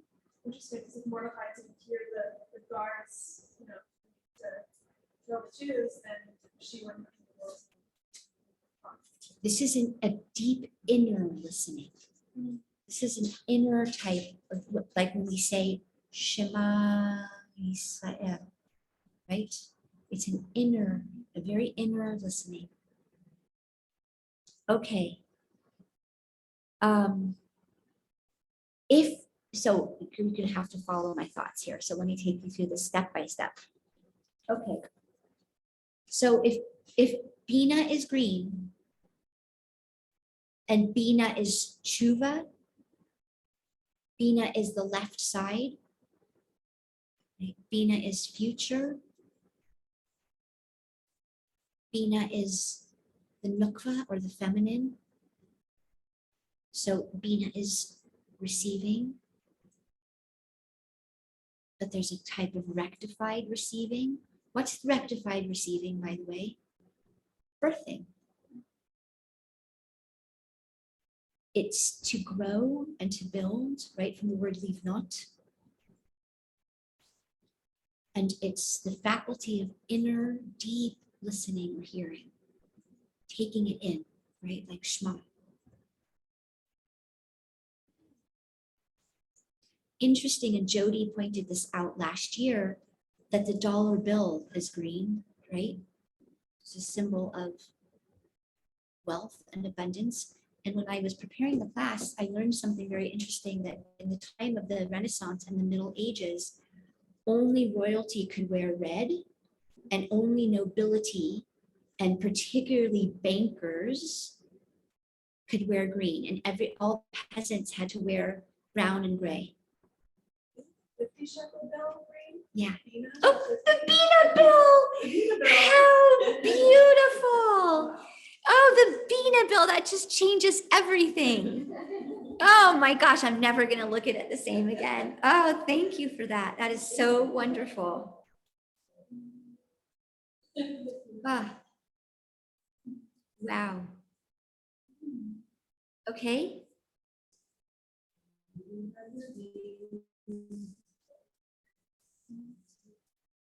So yes, according to the Ramak, see, there's different systems. So in the Ramak system, it's Tiferet, right? Which we call the Kav HaEmtsa'i, the middle column. How do you get green? Blue and yellow. Blue and yellow. All right, you ready for it? Ta, ta, ta, ta, ta, ta, ta. Who's blue in this story? Anybody? Anybody? Testing, testing. Mordechai. Why? Why? Shoshanat Yaakov Tahala V'Samecha Miros Yachad. What's the next word? Tchelet Mordechai. He's tchelet. He's sky blue. What happens when you mix sky blue with the orange soap, yellow? What do you get? Green. It's not white. Blue and yellow. No, llamas is not hot. Llamas is gold. It's a golden, I guess it's a whitish golden. Listen to this Torah. This is mamish, a crazy Torah. Does Reva actually translate to sky blue? Yeah. Well, no. Sorry. There's a whole Gemara about what color is techelet, because like anything, we like to get very exact. And it talks about, is it blue black like the night? Is it blue like the morning dawn? It's a whole discussion. But if you've ever seen men with the techelet tzitzis, right? It's sort of like a turquoisey, it's whatever the color of the sky is, but then the Gemara has a discussion. Do we mean the sky in the morning? Do we mean the sky at high noon? Do we mean the sky at night? We get very exact. Okay, so listen to this Torah. Mordechai chazal pam achat. Oh, sorry, it's from Bereshit Rabbah, Daf Lamed Chet. Mordechai chazal pam achat al kol hamenikot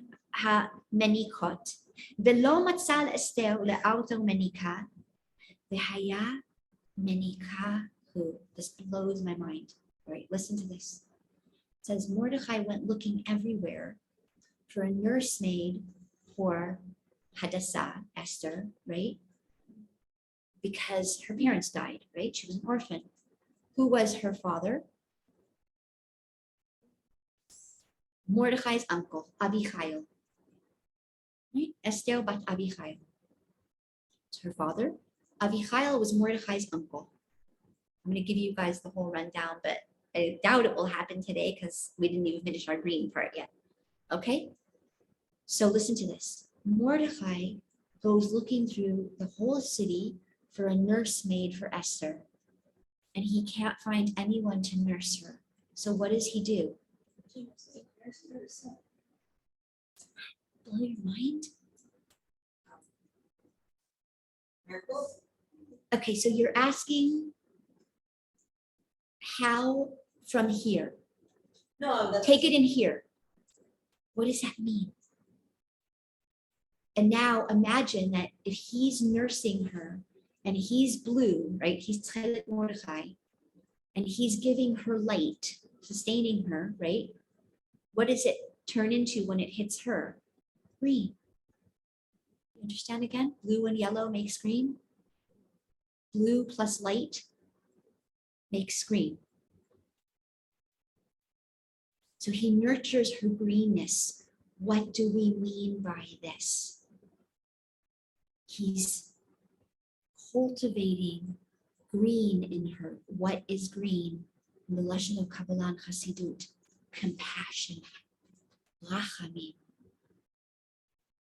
Rachamim as connected to, remember we said, primal womb energy. Not from the side of chaos, from the side of what it feels to be deeply held and protected and fed and nurtured and grown. You see how we've come full circle? There's a primordial energy, right? That's a primal fear, the primal fears, right? Of not being supported, of the fear of rape, the fear of murder, the fear of insanity, the fear of losing your mind, right? But then there's the primal remembrance of the womb energy, of God's rachamim, of the underlying compassion and holding and patience and gentleness of everything. He gives her that experience. Even though her parents died and she's an orphan, and it could be what a cold, terrible world this is. No, he steps in and nurtures within her the energy of there's always protection. There's always light available. I know, right? Okay. Does anything about him actually producing milk for her? Yocheved shared with us, biologically, a man can produce, my chavrusa told me this too, biologically, a man can produce breast milk if he continues to put a suckling newborn to his chest for a number of weeks. Gewalt. Ugh.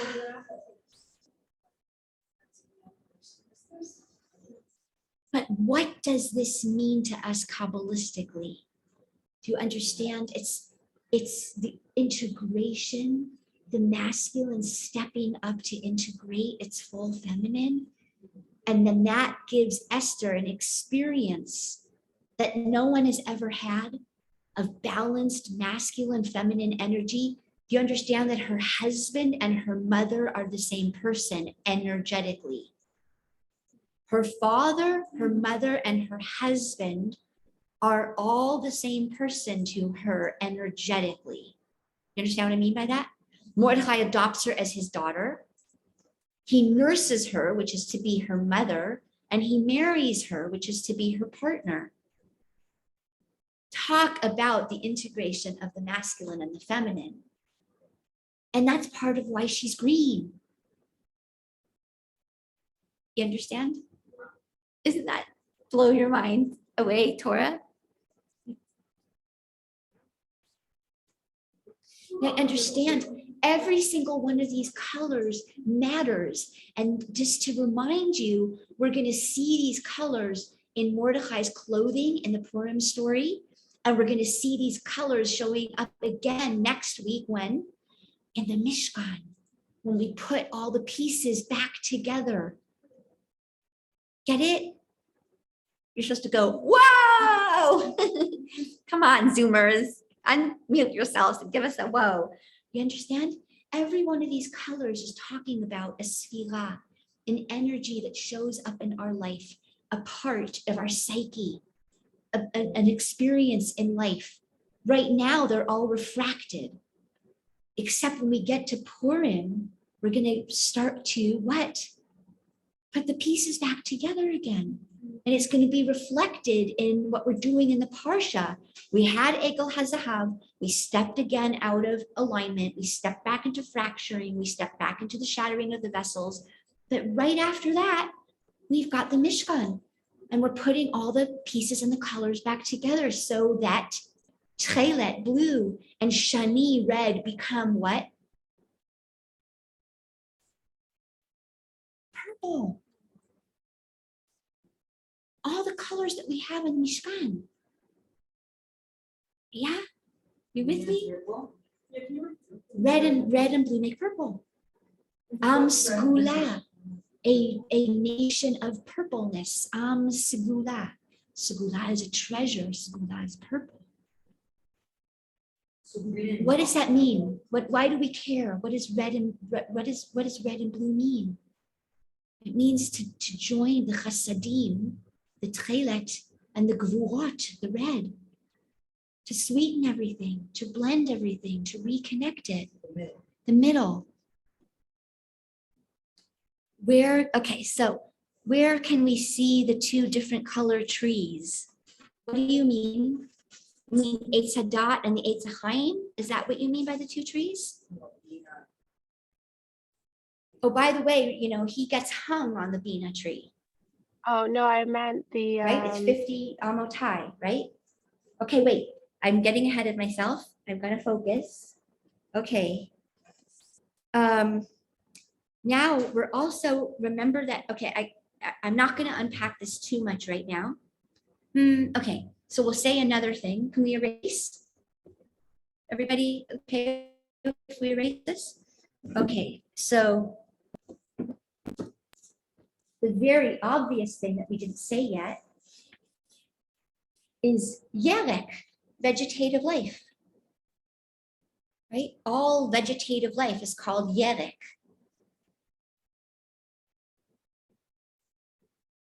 Now, in the language of Kabbalah and Hasidut, we call this someach, right? We have domem, inanimate objects, someach, vegetative plant life, chai, the animal kingdom, and medaber, human beings or speakers, communicators, right? Yeah. So now we're going to have this lovely, lovely play on words. Letters in the Kabbalistic system, letters that are in the same part of the mouth, we can interchange them. Okay, so if it's the tongue on the top of your lips, like s, right? We can do it s, yeah? Or like an aleph and an ayin, right? So we get this level of life force called someach, which sounds like sameach. Not lovely? What is someach? Someach means vegetative life, yerek, the whole green kingdom. And sameach.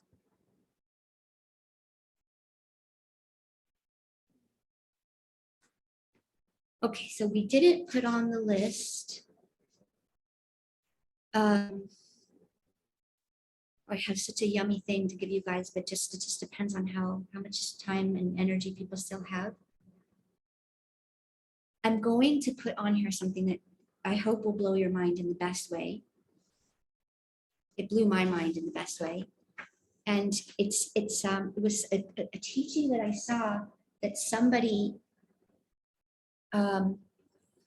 wrote on a piece of radak about the kav hayavok. You'll see in this song, you'll see a reference to what's called in Kabbalah the kav hayavok. The kav hayavok has to do with the primordial forces, right, of the igulim and the kavim. So it means the green line? It's the green, it's a line of energy that came into, yes. Okay, get ready for this. Here we go. All right, hold on. I just want to make sure I spell it right so that you can get the full yumminess of it. Here we go. Okay.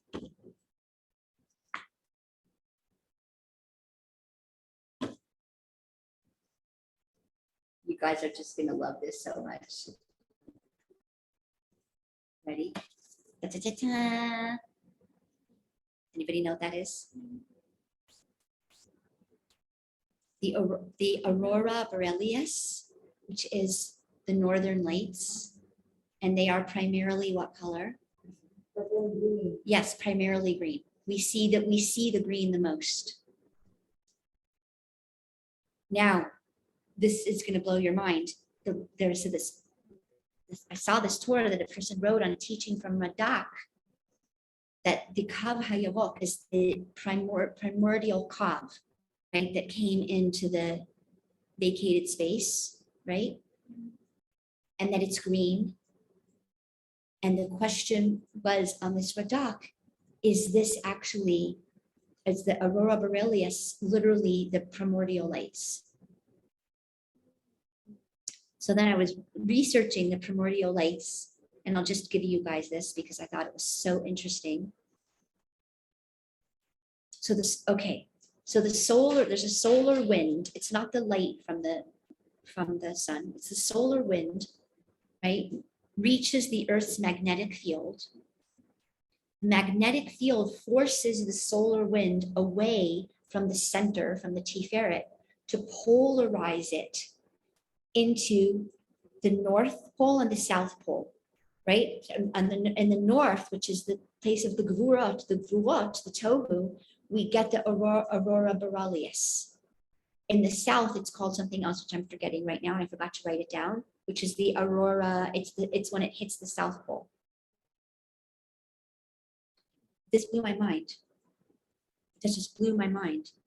because it's exactly what it is in Kabbalah, right? It's the south is chesed, absolutely, yes. So the south is the positive charge, the north is the negative charge, which is gvura, malchut. I mean, that blew my mind. So she now understand. So let's put a little bit of this together so we don't lead us like, wait, huh, what? Okay. So now let's go back and see if we can thread some of this together. Wow, I don't know why suddenly I got so cold. By the way, and the body, we say asher kalcha baderech, that made you cold. This is literally the experience of separation or lack of circulation and connection in the body. Right? Coldness in the body is okay. It can be hypothyroidism, it can be anemia, but the primary cause is one, either trauma, so that all the blood is flowing to the internal organs, primarily the heart, to protect them. So people get cold hands and feet, right? You understand? Right? That's a trauma response. Amalek, deep fear, right? Deep fear. It's a trauma response, primordial fear. Or disconnection, right? So that, like, let's say we left our arm bent for too long, right? So the circulation got cut off. What does it mean the circulation got cut off? The flow, and it got separated into parts. It's not working together in harmony. Isn't that amazing? The arrangement of the different colors, as in Bina's green and sometimes Tiferet is green. Oh, okay, good. Okay, please just remind me. I'll address that. Hold on. I will address that. The different trees. Okay. Okay,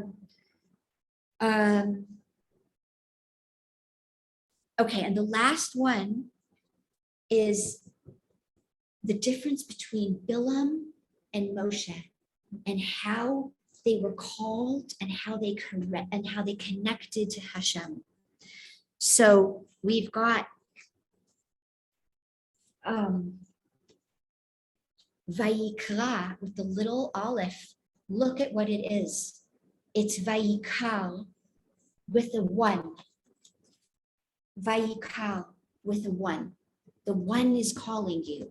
Vayikra, right? Remember next week, not next week, well, 3 weeks, we're gonna get into Parshat Vayikra.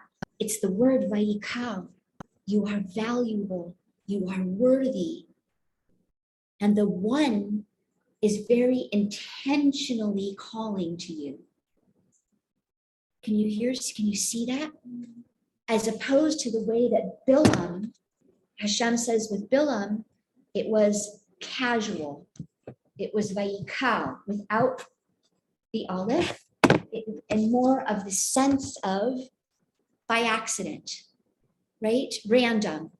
Randomly, chaotically, and as a casual friend. Like, I don't have to prepare myself for this. It's not valuable to me, right? Moshe, there was preparation. Shekhinah is calling you to the space, the Kodesh Kadoshim, to your holiest inner state, right? To meet with Hashem's, so to speak, holiest inner space. Yeah? You're following? Mm-hmm. Whereas Bilam, it was in any state, right? Moshe had to separate from Tzipora, ad kadei kach, because he had to be in a state of intentional preparation to meet with Hashem. Yeah, did you guys catch this last one? Okay. So this very deeply ties into the double energies, the two fish, right? The two Pisces, the two fish. They're both fish. They're going in opposite directions. One is going towards unity, harmony, compassion, interconnectedness, right? Integration.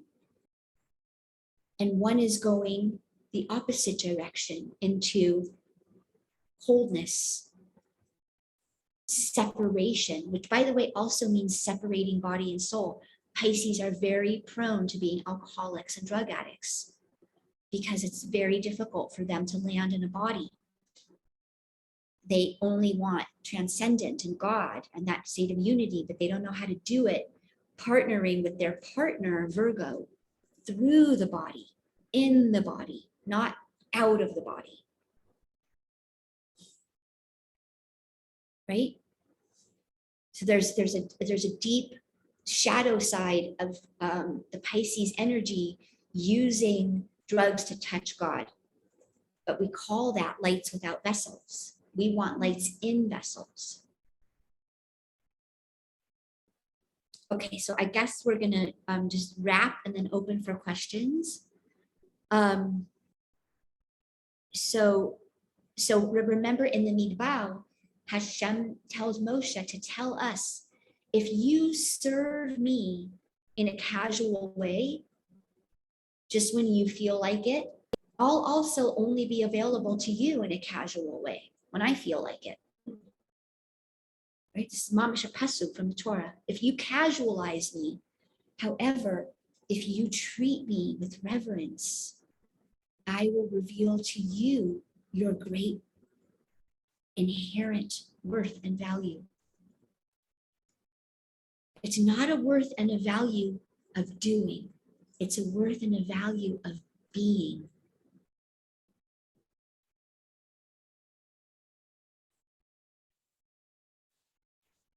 Okay, so let's put it all together. So remember, we have the kuf. That's the letter of this month. And the kuf also has the double meaning. We have the kuf of the kof, monkey mind, right? Monkey mind. And we have the kuf of kedusha, intentional, mindful mind and presence. Right? So kof versus kedusha. Holy mind, but I don't like to say holy because people distort that word. Kedusha is intentional, present, mindful. What is that? What is that?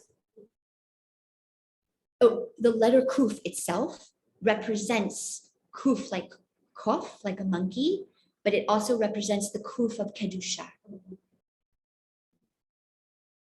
And just to throw you a juicy little piece, because it's going to open a whole other class. This whole story takes place. Just dare I open the whole kuf class now? Yes, no? Okay, so it takes place, it's all happening through Shevet Binyamin. Okay, Mordechai and Esther, it's a whole fixing, which I really want to give you over. Maybe I will quickly. Well, yes, yeah, yes. So let's not open another door right now. Maybe we'll do it on Zoom tonight or tomorrow. I just want to, I feel like a little, like so many things. I know, that's what you get when you deal with my mind. No, I love it. That's the ribui all from the word Reva is ribui, like an over. Well, here we are. Abundance. Ribui Emunah. Okay, so let's ground it. Okay, so in Amalek, ready for this one? Usually, the degree to which somebody is cruel, cold, and cynical is the exact degree to their disappointed hope for love, connection, and holiness. The level that they're doing. The degree somebody is cruel, cold, or cynical is the same degree to their disappointed hope for love, connection, and holiness. This is only doubtful truths.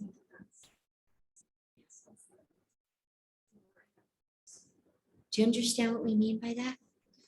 again, this is a different class. I even have the notes here. I could do this all day and night. You know me. Like this doesn't exhaust me. It gives me strength. Living can exhaust me sometimes. Teaching Torah is like, oh, I'm charging my batteries. Okay, so what we mean by this is you understand it's the same energy, but it's turned on itself on the side of Amalek. Do you hear that? You hear that?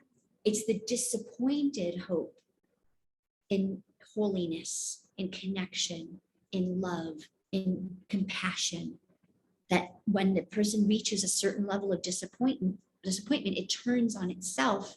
It attacks the person and attacks everything on the outside as well. Can you hear that? So that the root, and this is literally I have the notes here, but this is a class on Amalek. The roots of Amalek is because Timnah, right, who's Seir's daughter, wanted to join Am Yisrael the same way that Hagar, right, and Bitya, who, by the way, some of us didn't say we're the same person. Don't get me started on that. Because they're both Paro's daughter, right? You ever notice that? Hagar and Keturah and Bitya. Anyway, okay, right? So they were willing even to be a maidservant in the house of Abraham, Yitzhak, Yaakov. That means in service of holiness, goodness, compassion, right? Then be a princess in the house of lies, right? Which is all about prey and predator and control and power struggles, right? And Timnah wanted to do the same thing. Now listen to this. Abraham rejected her. Yitzchak rejected her. Yaakov rejected her. The energy of rejection, right, which is when we feel that our hopes, our dreams, our desire for love, holiness, connection has been thwarted by Hashem or other people, all that energy turns inside out into attack energy. I never wanted to be a part of you anyway, right? It's the bully energy, right? So Timnah ends up with Eliphaz, who's Esav's son. And remember, not just any son. Oh my goodness. Oh my goodness. Well, whatever. All right. We have like 20 more pages of notes, but we'll just leave it here for today. We'll land, right? But Timnah ends up marrying Eliphaz. Who's Eliphaz? Eliphaz is Esav's son. Eliphaz, remember, is the son that Esav sends to run after Yaakov to kill him after the whole bracha debacle, right? You're with me, right? Instead, what does he do? He takes all his clothes and his money because only the Gemara says a person living in poverty, it's as if they're dead because their free choice is so limited. It's as if they're dead, right? So he still has good in him. Why? Because Yitzhak actually raised Eliphaz. Even though he's Esav's son, he was raised by Yitzhak, so he still has this connection to light. Switch out the people for a minute and put the energy in. Yitzhak is the energy of laughter, being able to not take ourselves so seriously, being able to see that our stories are a setup for a joke, which is always revelation. This is, by the way, a class on laughter, but we're not going to do another class right now, Reva. Stop it. Stop. Okay, just like rein it in. Why do people say she's too much? I don't know. Okay, do you understand? So he's feeding from the energy still of laughter, right? However, Timnah, it ends up being the concubine. This is Amalek energy, so wait for it, okay? Timnah ends up being the concubine to her son, Eliphaz. Eliphaz is her son. Okay, Eliphaz is her son. Eliphaz is Esau's son. And she doesn't marry, she has an illegitimate child with Seir, who's one of Esau's chieftains, basically one of his noblemen, right? His name is Seir. But they weren't married, okay? So, she herself is an illegitimate daughter. She's an illegitimate daughter. I don't even like that word, but I don't have a better word. She's an illegitimate daughter. And so that's what part of the reason Avram, Yitzhak, and Yaakov reject her, thinking, we don't know if we want to allow this energy into the grafting of the DNA of Am Yisrael. So she still wants to be connected to light. So she ends up becoming the concubine to her own son, Eliphaz. You can see how the dark and light is so intermingled here, right? Now, right? It's like the highest light and like the deepest darkness, right? They have a son, and his name is, drumroll, Amalek. I can't even wrap my brain on that one, but maybe, yeah. His father's his brother, yeah. Okay, so chaos. You can feel the energy of chaos and pain and suffering, right? Now, Amalek is not raised by Yitzhak because Yitzhak dies. Amalek is raised by Esau. Amalek is raised by Esau because Yitzhak has already died. You see, Eliphaz was raised by Yitzhak, so he still had that connection to the light, to laughter, to wholeness. Amalek is raised by Esau, and he teaches him all your suffering is because of Yaakov.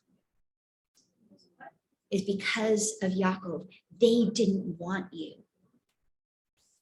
They didn't want your mother. They didn't want your mother, grandmother, right? They think they're too good for us. Now take it again out of the energy of people. We're talking about parts of psyche that turn on themselves. Our own inner attacker, our own inner sabotager, right? It's too easy to make it about some historical people. To do the work, we have to plug it into our own experience. Okay, we're almost done. And I didn't forget your question. You understand? So the very seeds of this side of the chart are always going to be rejection, abandonment, disconnection, isolation.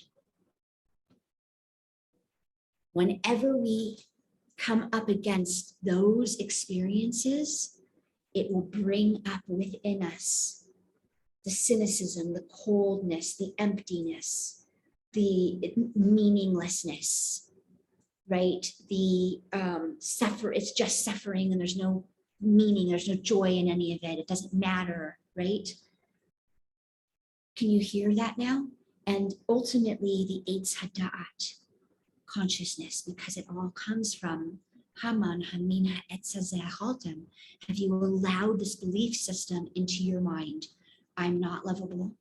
I'm not worthy. You see, Carrie, spilled seed, is the opposite of, we had on here, right? Yakal, the value of every drop of life, the value of every life, the value of every breath, the value of every minute, even if I don't have a job and I don't have a soulmate and I don't know what I'm doing and I don't know what my shlichut, it doesn't matter.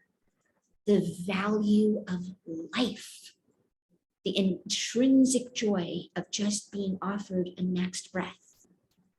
And that is a joy that is the same way there's unconditional love, there's an unconditional joy. And I mean, it's sort of conditional, right? But it's The condition is to receive life in any form that it is. A life of suffering, a life of, it's life. Yeah. It's like to be in a play and you have to play the villain, but you still get to be in the play. Right? Right? And you learn stuff and you have fun. Right? That's a whole other madrega to elevate it to fun. Okay? So he says like this. Right? Where did this happen the first time? In Gan Eden. What's Gan Eden? We've said this before. Right? Adnut, refinement, gentleness, pleasure that's very subtle and elevated. Okay, this is the big wrap up. Okay, so this Amalek energy, dafka, because of their disappointed hope for love and connection and holiness and belonging and unity, right? Becomes, it's power versus love. Power is what you need in this world. Love diminishes you. Love makes you weak. Right? It's about power. All is random and chaotic. There are many forces, not just one source of light. No boundaries or borders. So everything's all the same. A diamond, a piece of poop, sorry, it's the same. It all means nothing. It all means nothing, right? It's all not valuable. It only has value in how it can serve me. That's on the other side. That's this side. Its only value is in what does it give to me? How does it benefit me? We call that today narcissism. It's a disease. It's only being able to see the self, right? And not being able to see the inherent worth or value or life force in the other.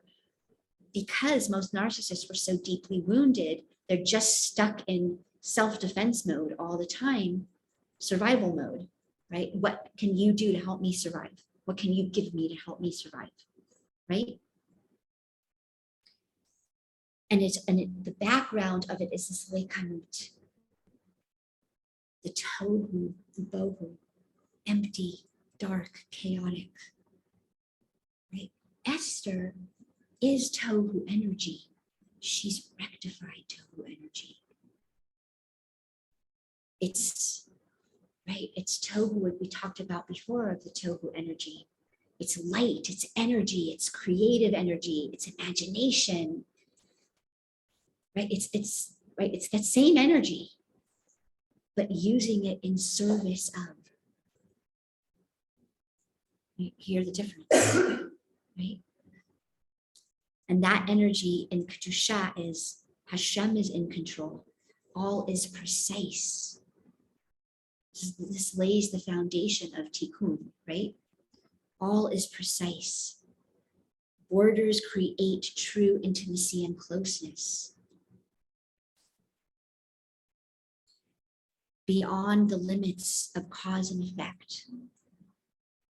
To be able to reach an energy where every piece is precious and valuable.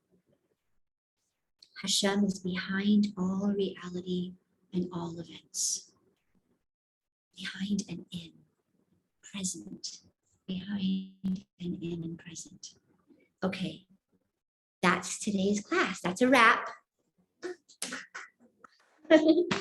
Does anybody have, okay, so Yocheved had a question about the different trees. So I suggest looking, so look at the Ramak.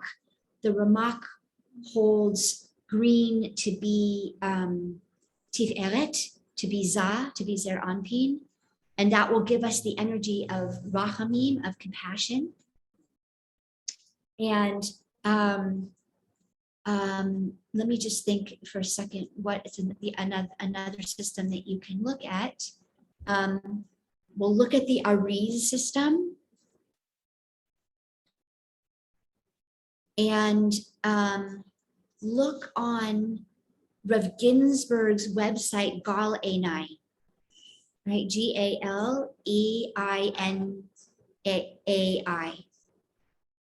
Oh, another place that you can look, I think, I might be mistaken, but try.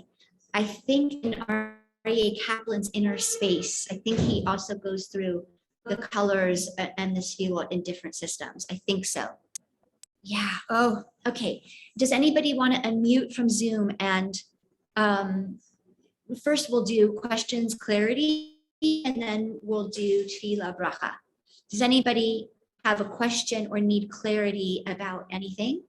And by the way, so my Rebbe, one of my Rebbes, so Reb Shlomo ben Naftali Vepesya, he told us the whole Ikar of Purim is to shout out good Purim, like you mean it, that your good Purim can open the gate for anybody, for any lack that they have, that by saying good Purim, you're drawing in the energy that's above cause and effect, above reward and punishment, beyond the light of unconditional love and value and worth and connection and goodness. So I'm going to count to 3 and you're all invited to say good Purim with me. Mamish, that you mean it, send that energy out into the world, that energy should pull it together.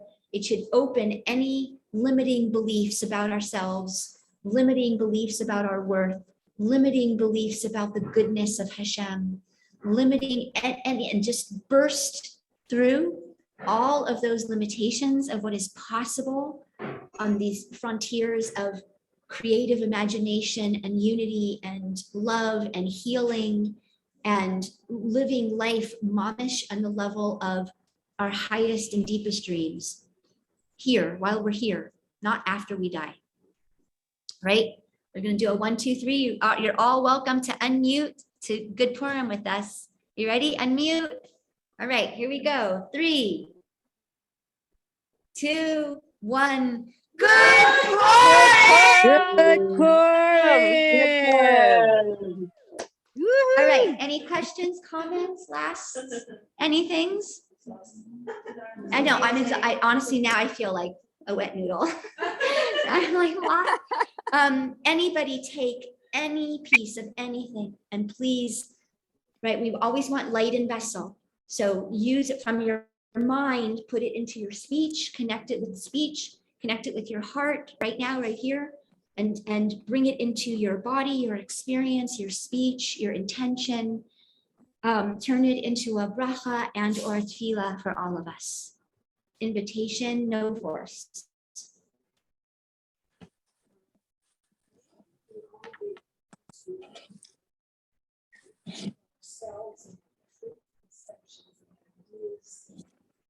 So much to we open up to the unknown. From our center.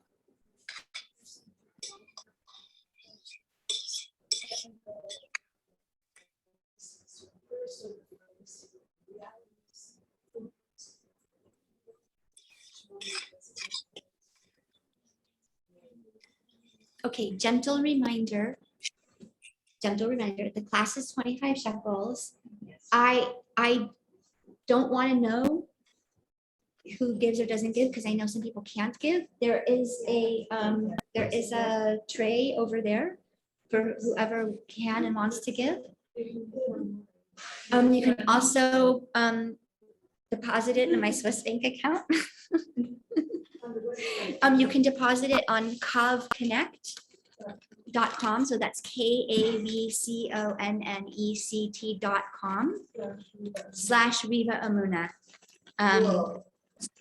And if you want, and it's 25 shekels, you're all welcome to join if Hashem has not opened that gate for you yet. And you could be a part of opening the gate for me. So that's an invitation. Okay, thank you all for joining. I'm going to stop the recording. Reva? This is amazing. This is our maiden voyage of this new Mac.